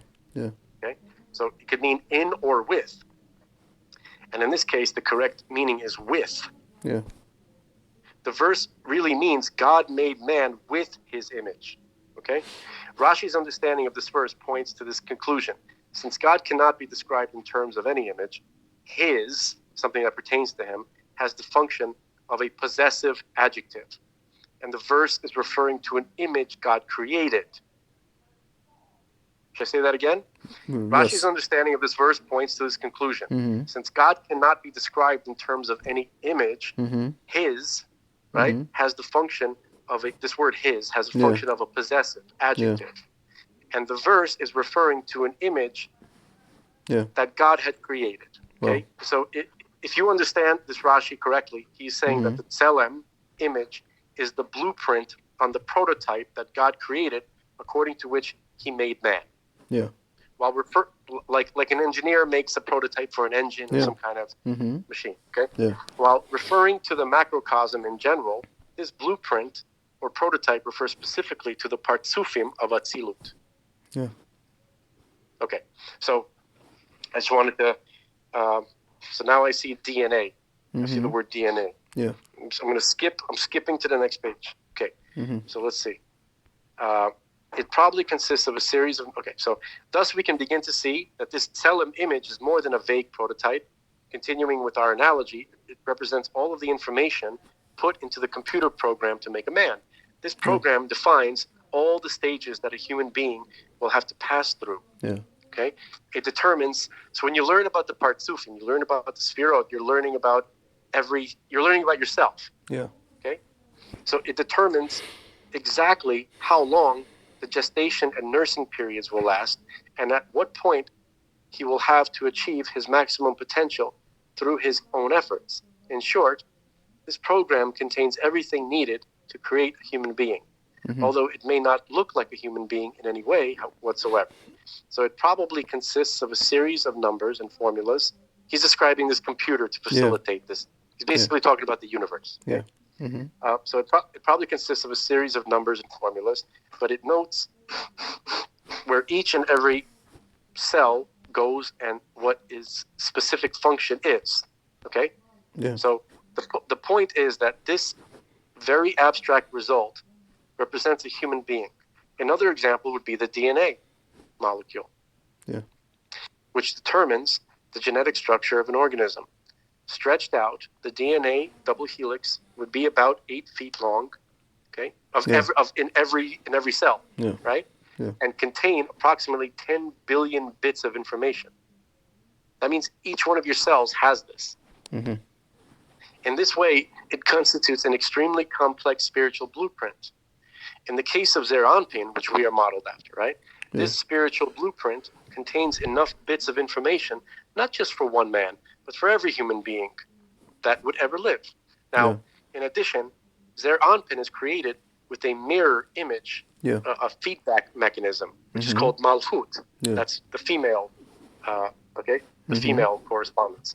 So this again corresponds to the double helix formation of the DNA, which allows it to alter its program according to the specific needs of its environment. So in a similar way, Zeir Anpin's twin Partzuf, which is Nutfa, right, Malchut, serves the function of executing God's plan for the creation based on man's actions. Okay, so this again is the essence of the Kabbalistic concept that before there is an awakening from above, there must be first an awakening from below. That is, before any spiritual sustenance is granted, there must first be some effort on the part of the recipient. It is important to remember that a Partzuf is a persona, right? A Partzuf Shalem is the term. A complete persona must consist of a perfectly balanced configuration of 10 Sphirot, which is the stable world that we're trying to build right now, as opposed to the world of chaos, right? So these 10 Sphirot represent the 10 parts of the body. Keter is the aura that surrounds the person. Chachma is Chachma and Bina are the two hemispheres of the brain, right brain, left brain. Okay. Chesed and Gevura are the right and left arms, and Tiferet is the torso. Netzach and Hod are the two legs, and Yesod is the reproductive organ. Malchut represents the crown of the reproductive organ, as well as a complete feminine counterpart of the 10 Sphirot. Okay, so when we then say that Keter becomes Arif Anpin, okay, don't worry about that, and Chachma and Bina become Abba and Ima. So when you're talking about these Sphirot, they have other names. They have their Partzufic names. Chachma, the Partzufic name of Chachma is Abba, and the Partzufic name of Bina is Ima, and Keter is Arif Anpin. Okay, so don't worry about that. It's not so basically. When we say that Keter becomes Arif Anpin and Chachma and Bina become Abba and Ima, this means that each of these Partzufim begins as a complete configuration of 10 Sphirot. Zeir Anpin and Malchut are different in this respect. Zeir Anpin begins with 6 Sphirot, and Malchut begins with only 1. Now, the Ari explains that this is why these two Partzufim are so intimately related to man. They were created incomplete and only receive their final form of 10 Sphirot through man's actions. Okay, so I'm going to boil it down now. Everything in your body has a spiritual counterpart. Everything that you would find in your body corresponds to something within Zeir Anpin and Nukva. Okay? That's this design that God created us with. Okay? God set it into motion. We see that we are a very complex creatures, right? Our body works with, there's an immense amount of complexity and sophistication. Okay? That was already there. God put that there. We don't need to change it. So that's what it means to be a human being. It's this particular configuration that we were born into. Now we have the tools to change that. and these tools are being wielded by people that want to change that. Yeah, and they don't They believe, don't and they don't wanna believe live in in the God, and image they of think, God. and they don't believe in God, and they think that they're gods. They want to be God. They have a different view, Yeah. and I don't believe that they don't believe in God. I believe that they think they can maneuver, Yeah. just like the builders Tower of Babel. of the Yeah. tower. Mm-hmm. Right? They wanted to fight God, Yeah. but they believed in Him. Yeah. And just like the people before the flood, Yeah. their wisdom of physics and engineering was so sophisticated Yeah. that they felt that they had their understanding of the system that we live in was so complete that they felt that they could prevent the retribution that they knew was coming for the way that they were behaving. Right? They knew that their behavior would lead naturally to a catastrophe, so they thought that they could artificially prevent that. Okay, God changed the laws of nature, and then they couldn't predict. So here's my question: Based on when your brother is going to go on, let's say, a bigger, media source than the ones he's been on now, or let's say not a bigger but a more influential one, and he's going to say this, is it possible he's that going to explain? I was going to say what this term. He's going to explain it. He's not just going to say it and then people are just going to run. He's going to say, this is what this means. And on top of that, I will hope, and I think he will know to do this, that he will say, ladies and gentlemen, you took this stuff, but ultimately, I don't blame you. I lay this at the feet. I blame the people that did this to you, and that they're the ones that actually want to fight God. I know you don't want to fight God. I know that you were led down a very, very dark path because of job and family and this and that and whatever it is. Or maybe you just believed in it. You were led to believe in science, scientism, or whatever it is. And I'm not blaming you, ladies and gentlemen. I'm just telling you that this is what it is, and this is what's happening with you inside your bodies. And unfortunately, this is where these demons this is the path that these demons have led you on. And now we have to work to fix this, to mechanically and physically, and by extension spiritually fix this whole thing. I would hope that your brother will kind of lay it out like that, as opposed to, well, you're just a diseased leper and sorry, there's nothing for you. Because this is kind of how people feel. That's why they're That's why they get upset when your brother says things like that. I'll project what I think he's going to say. Yeah. Okay. Yeah. I don't think he's going to go automatically to that angle. He's going to just say. I think he's going to say like this. Look, when I say that the person, my definition of a human being comes from the Torah, right? And it refers to somebody who is B'Tselem Elokim. Yeah. Okay. Here's what Tselem Elokim actually means, and he's going to describe it with the specific definition. Yeah. And he's saying that by altering that, right, you are changing the design that God put into place, and you're doing something else. Yeah. Okay, so by definition, you are no longer in the configuration that God put you in. Yeah. You are no longer in the image of God. The title human being, according to the Torah, means someone who's constructed by God's design. Okay? If you alter yourself to a different design, you are no longer a human being. So it's ironic that, people already have been trying to augment themselves physically in the sense of not their DNA, but you're talking about this rampant plastic surgery industry. So augment is not. It's adding to. It's not changing the essence of. Correct. Even so much as you put in at the risk of being not sneeze, somebody who does a woman who does breast implants. All she's doing is she's not changing her DNA. She's just putting plastic in her, or silicone on her chest, But even that. Yeah, she's. What were you saying? Absolutely. She's not. No. Go ahead. No, Continue. I was gonna say she's not changing her DNA. It's kind of like, it's kind of like, it's funny, like all these idiot, there's this whole thing in Korea. People are, widening their eyes and all this kind of stuff, but and then they're wondering, but they have kids, and then they're wondering why their kids are like fugly. Well, you schmuck, you didn't change your DNA. All you did was just, plastic surgery.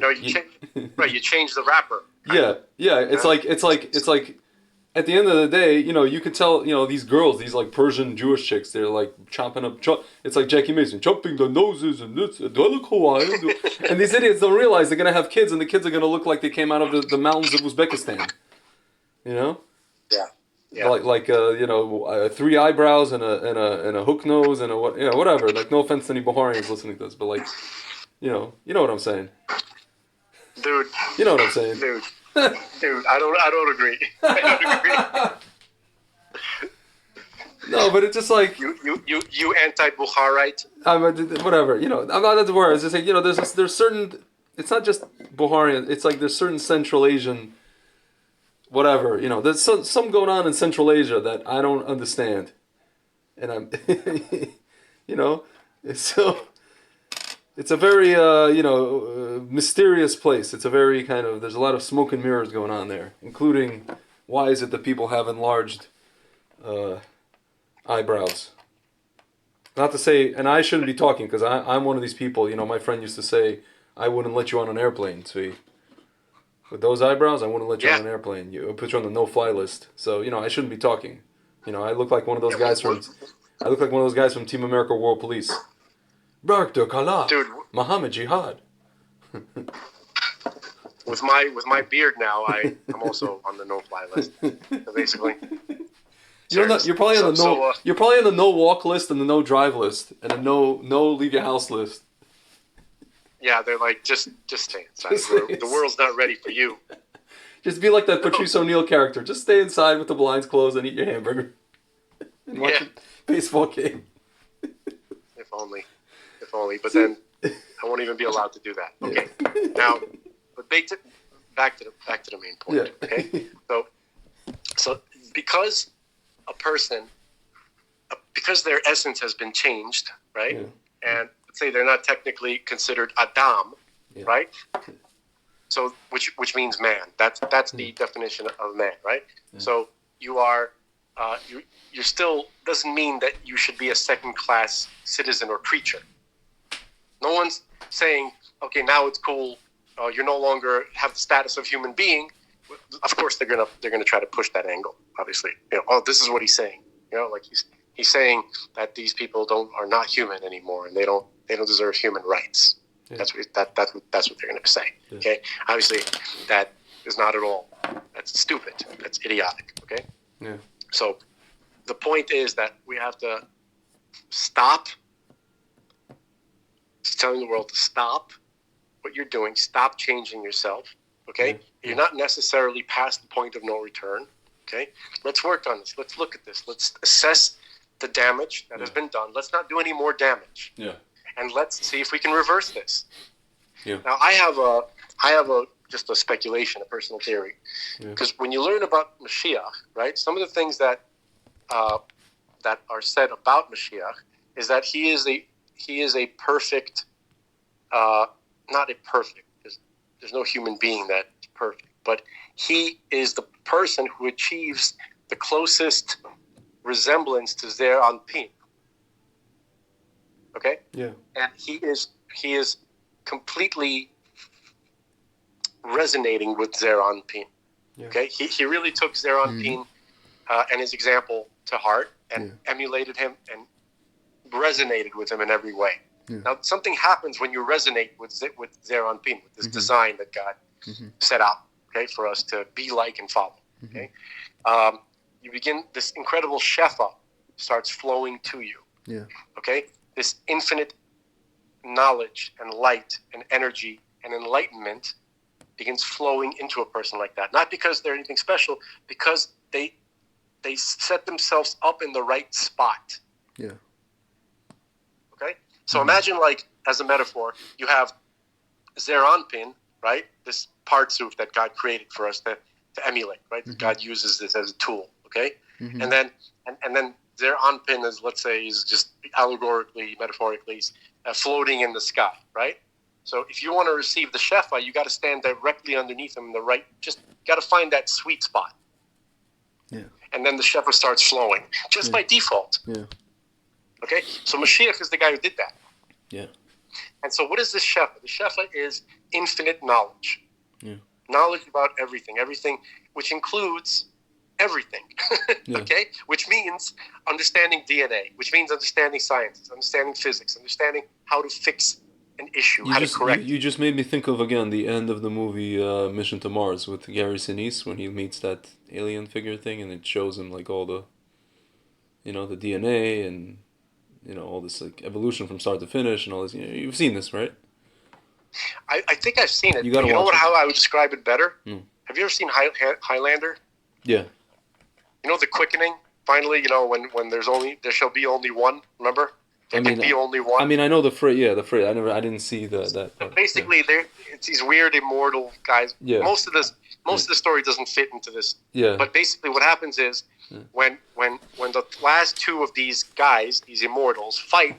Yeah. Right? Yeah. The one that wins receives the prize. The prize is called the quickening. Yeah. The quickening is when you receive pure a pure, like unobstructed flow of enlightenment and knowledge. So and then that's the Messiah figure of that fake fictional sci-fi world. Okay. Okay. Yeah. So it's very interesting. I think that at least that part, the quickening part, is.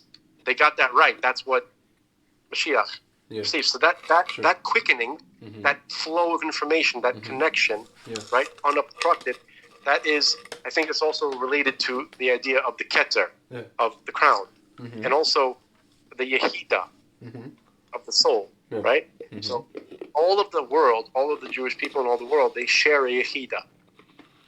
Yeah. Okay, Yehida is the point when we are all absolute unity with God. Yeah. Okay, and that's what it's that Yehida serves as the crown of Mashiach. Yeah. Okay, so we're talking about levels of consciousness here. Yeah. Okay, so a person Adam, right, was the greatest scientist who ever lived. Yeah. This is according to the words. Even Rabbi Bach said this. Listen to me, even Rabbi Bax. He said this, and I'm copying him. Okay? Yeah. So, what's wrong? It's weird that these weird little things. Anyway, so basically, so Adam was the greatest scientist in the world, and he was, he knew all knowledge, all physics, all science, everything that the most sophisticated. He was already just born at that state. There didn't need to be a development. God just kind of, gave it to him. Okay. So he could travel anywhere in the universe, not just in the physical, but to any point in spiritual. It was different. Existence was different. So Mashiach is going to be that guy. So basically, the only way for this to be healed is through Mashiach. That's what you're saying. It would seem that this is such a complicated cluster F. Yeah. That it would it would have to be cluster like saying, supernatural intervention. Yeah. Okay, so basically, what's really happening? At some point, the people who are going to realize that they have warped my image of God, my design, my godly design. I'm designed in this godly type of design that God designed me in. Sorry to use the word design so much, but okay. So this is I'm God's blueprint. So somebody changed that for me. I trusted somebody who wanted to suck the godliness out of me. Yeah. Someone who was anti-God. Yeah. Someone who is against everything. It wasn't good enough for them themselves. They needed to take it out of me too. Yeah. I want it back. I think that's all really people have to say. I think the point is that if people hear this information, they can make a decision as to what the ultimate free will decision. They're saying, God, I'm sorry I let this happen. I shouldn't have trusted these idols and these idolaters, right? And I want my Tselem Elohim back, please, right? And I can't see God saying no. Yeah, sure. All you got to do is ask, Yeah. right? So please return me to the image that you want me to be. I want to follow your program. Okay? So, yeah, man. So, the DNA, right? The human body, everything matches. So your consciousness, right, looks just like your body within a different dimension. Okay? Yeah. There's a structure to your soul, to your consciousness, which matches everything that you have in your body, down to the last detail, and possibly more. For sure. So basically, if you change your body, right? So you're saying, like, the reason why there's this correspondence is because the soul needs something to bond to, which is a correct vessel for it. Yeah. If you're changing your body, your soul's not going to change. Yeah. It's just not going to inhabit the body. It's going to retract from it as much as possible. Okay? You're not going to have your godly consciousness, your godly soul inhabiting your body. There's going to be some sort of connection to it, okay? But you are essentially losing your humanity. Yeah. You have to stop that. You got to reverse the process. Yeah. All right, that's how I feel about this. Me. So can I ask a question though? What is it? How does this loss of people's loss of humanity, how does it manifest? Can you see it in their behavior now? Can you see it? I think so. I think that that. What's the difference between Adam and Enosh, or Ish? I'm sorry. You know what I mean? Like, yeah. Those are both words which are translated as man. Okay, so there was man before Adam. So what's the difference? Adam was a new type of creature. It had the same body as the type of man that existed before, but it had a special consciousness implanted into it. That's called the godly soul. Yeah. Okay? So the other men were intelligent. You may not necessarily be able to tell an Adam and an Ish apart from each other. Yeah. They were sitting on the bus next to each other, okay? Yeah. But there's a certain proclivity for transcending the basic like the basic bitch idea, right? Yeah. Like the virgin. Yeah.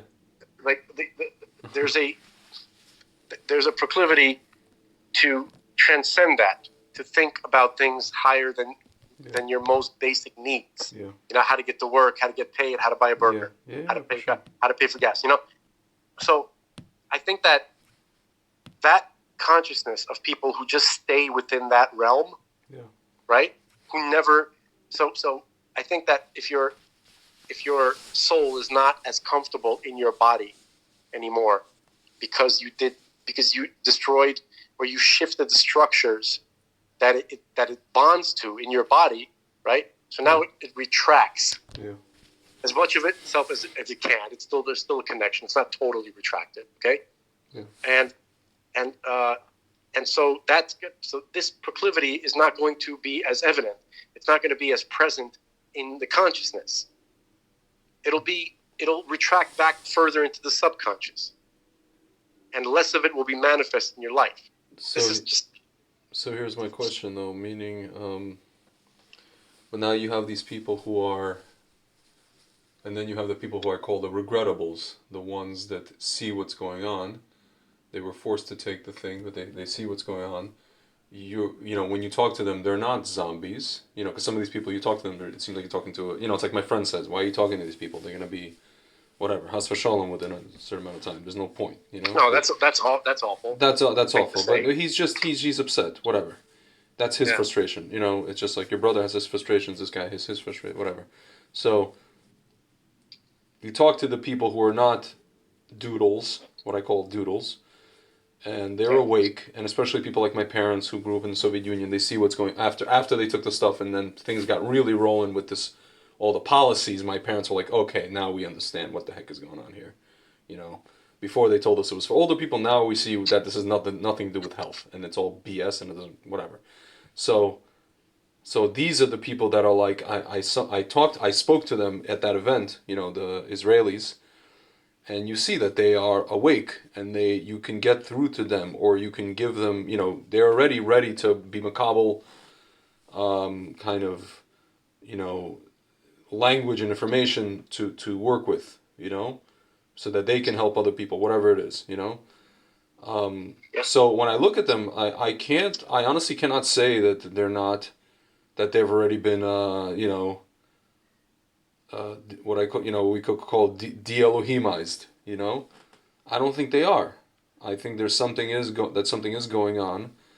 If we look at this, just the basic aspect or the technical aspect of this, we know that there are different batch numbers with different amounts and different potencies. Yeah. And, you know, that's what I was gonna say. So there's like, I guess there's like a what is it called? There's like an event horizon in this whole thing, to where it's a critical amount of things, amount that you take that gets you, you know, so to speak, over that hump and into like another realm of existence.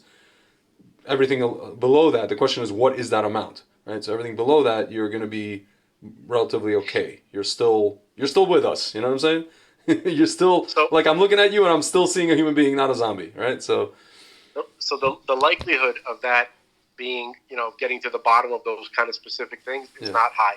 I'd like to back up here for a moment and say, I've never wanted to be wrong more in my life. Same. This is what I told my friend. I was like, dude, I wish I'm wrong. I hope I'm wrong. And I will tell you that I'm wrong, and I was being an idiot. I was being a weird conspiracy theorist. I was your crazy friend Zvi, and I was, you know, whatever. I was in my own stupid vortex, and whatever. Because if people like, you know, if there's a backlash at us saying you were wrong and you were saying this and you were saying that, that's on the one hand, that's a wonderful thing, because that evil scenario didn't occur. Yeah, it's worth it to hear, you know, people cursing at you and saying, "Oh." I will stand there with a smile on my face, and I will say, "My friend, I love you. You can curse at me all you want.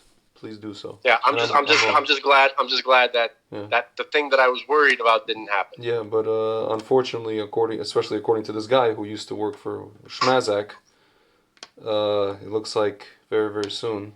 Listen, this year, man, we have 2 Adars. You know, we have 2 Adars. Yeah. It almost seems like the first Adar is for everything to be kind of revealed, I think, and then the second Adar is for the Mizat Hashem, the din.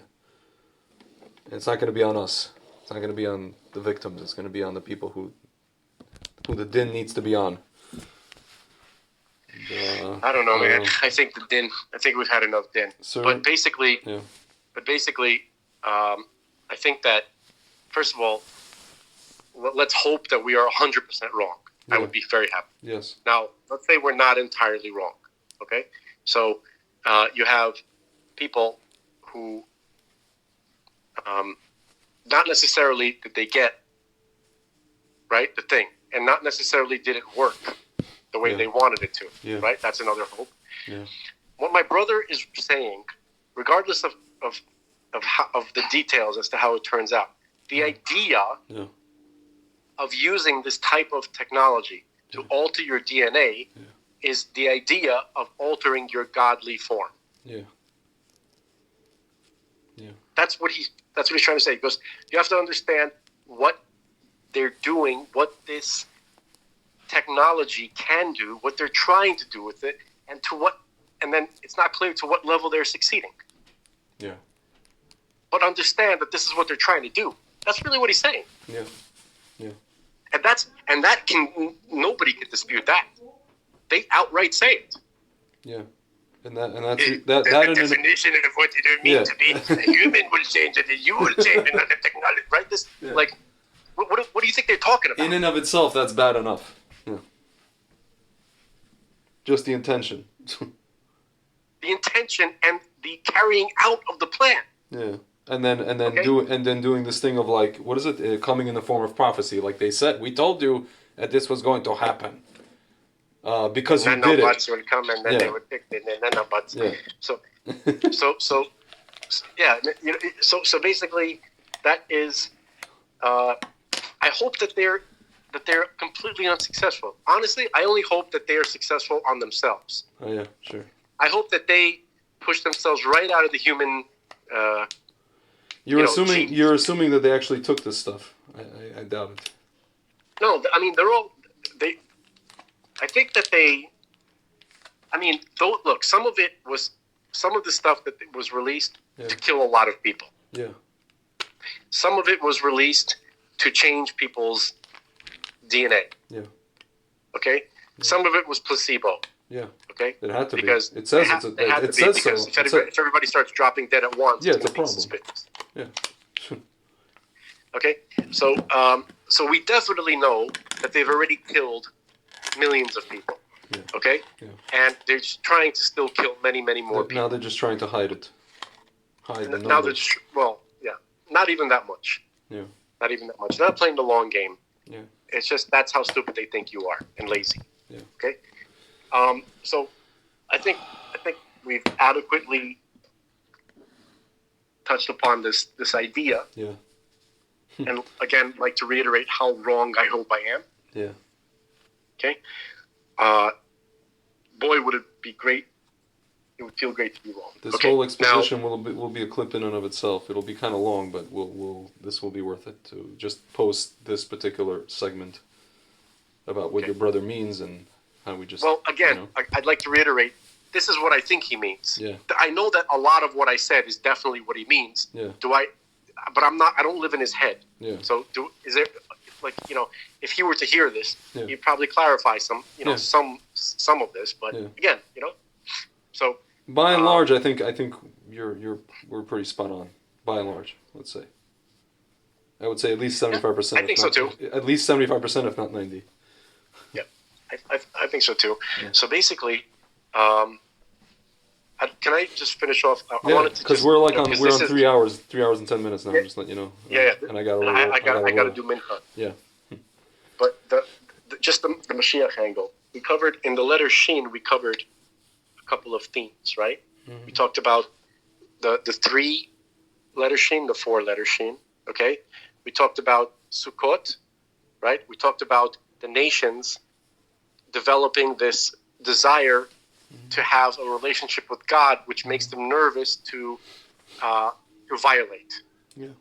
And the tefillin will make them remind that when they see Jews wearing tefillin, somehow that will inspire them to want to have this relationship with God, which will give them some trepidation in terms of being sensitive as to not to violate the sensitivities of God who they want to have a relationship with, right? So we talked about those things, right? Yeah. Okay. So listen to this. The 4-letter Shin is very important when it comes to understanding it represents the final nation of God. So here's the breakdown. Yeah. The first vav, right? Like the Shin is usually it's made up of 3 sticks sticking up, right? Yeah. All joined to the same base. Okay? So normally the first stick with the first vav represents the Kohanim, the priests, mm-hmm. those who are descended from Aaron, mm-hmm. okay? Yeah. Or the Levium, you can think of it as Levium. Well, actually, no, the Kohanim, then you have the Levium, and then you have Yisrael, right? Mm-hmm. So the second stick is the Levium, the third is Yisrael, okay? And that's the basic house of Israel. When you say the house of Israel, the 3-letter Shin represents the house of Israel, those mm-hmm. 3 tiers of it. Yeah. Kohanim, Leviim, and Yisrael. Okay? Yeah. But the 4th, the Shin with the 4 sticks represents the 4th house of Israel. The Ger Toshav, the Ger Tzedek. Yeah. Okay? Those are the non-Jews that attach themselves to Israel. Mm-hmm. So the complete Israel is the 4-stick Shin.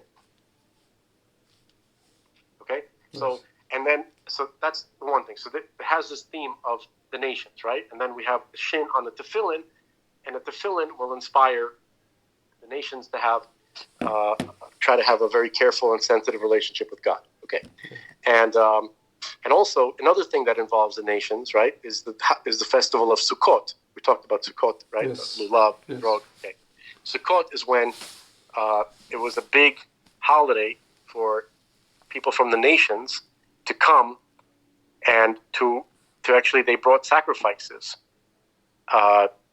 During King Shlomo's time, right? This happened commonly. Okay, they would come and they would bring sacrifices. It was so Sukkot is the holiday where we join with the rest of the world. Mm-hmm.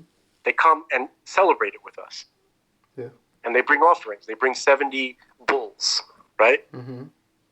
Okay, so each bull is the tribute of the nation that is bringing it.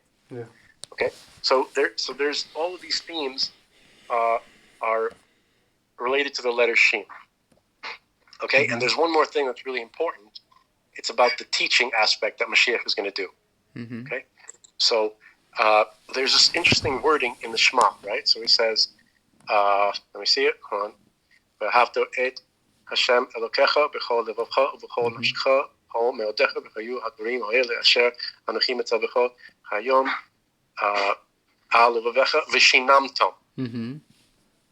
What does that mean? V'shinamtam means you shall teach. It's translated as you shall teach levanecha to your children, to your sons, right? V'dibarta bam, right? And you will speak to them. So shinamtam, well, it means you will chew over, you will sharpen. Actually, you will sharpen it to your children.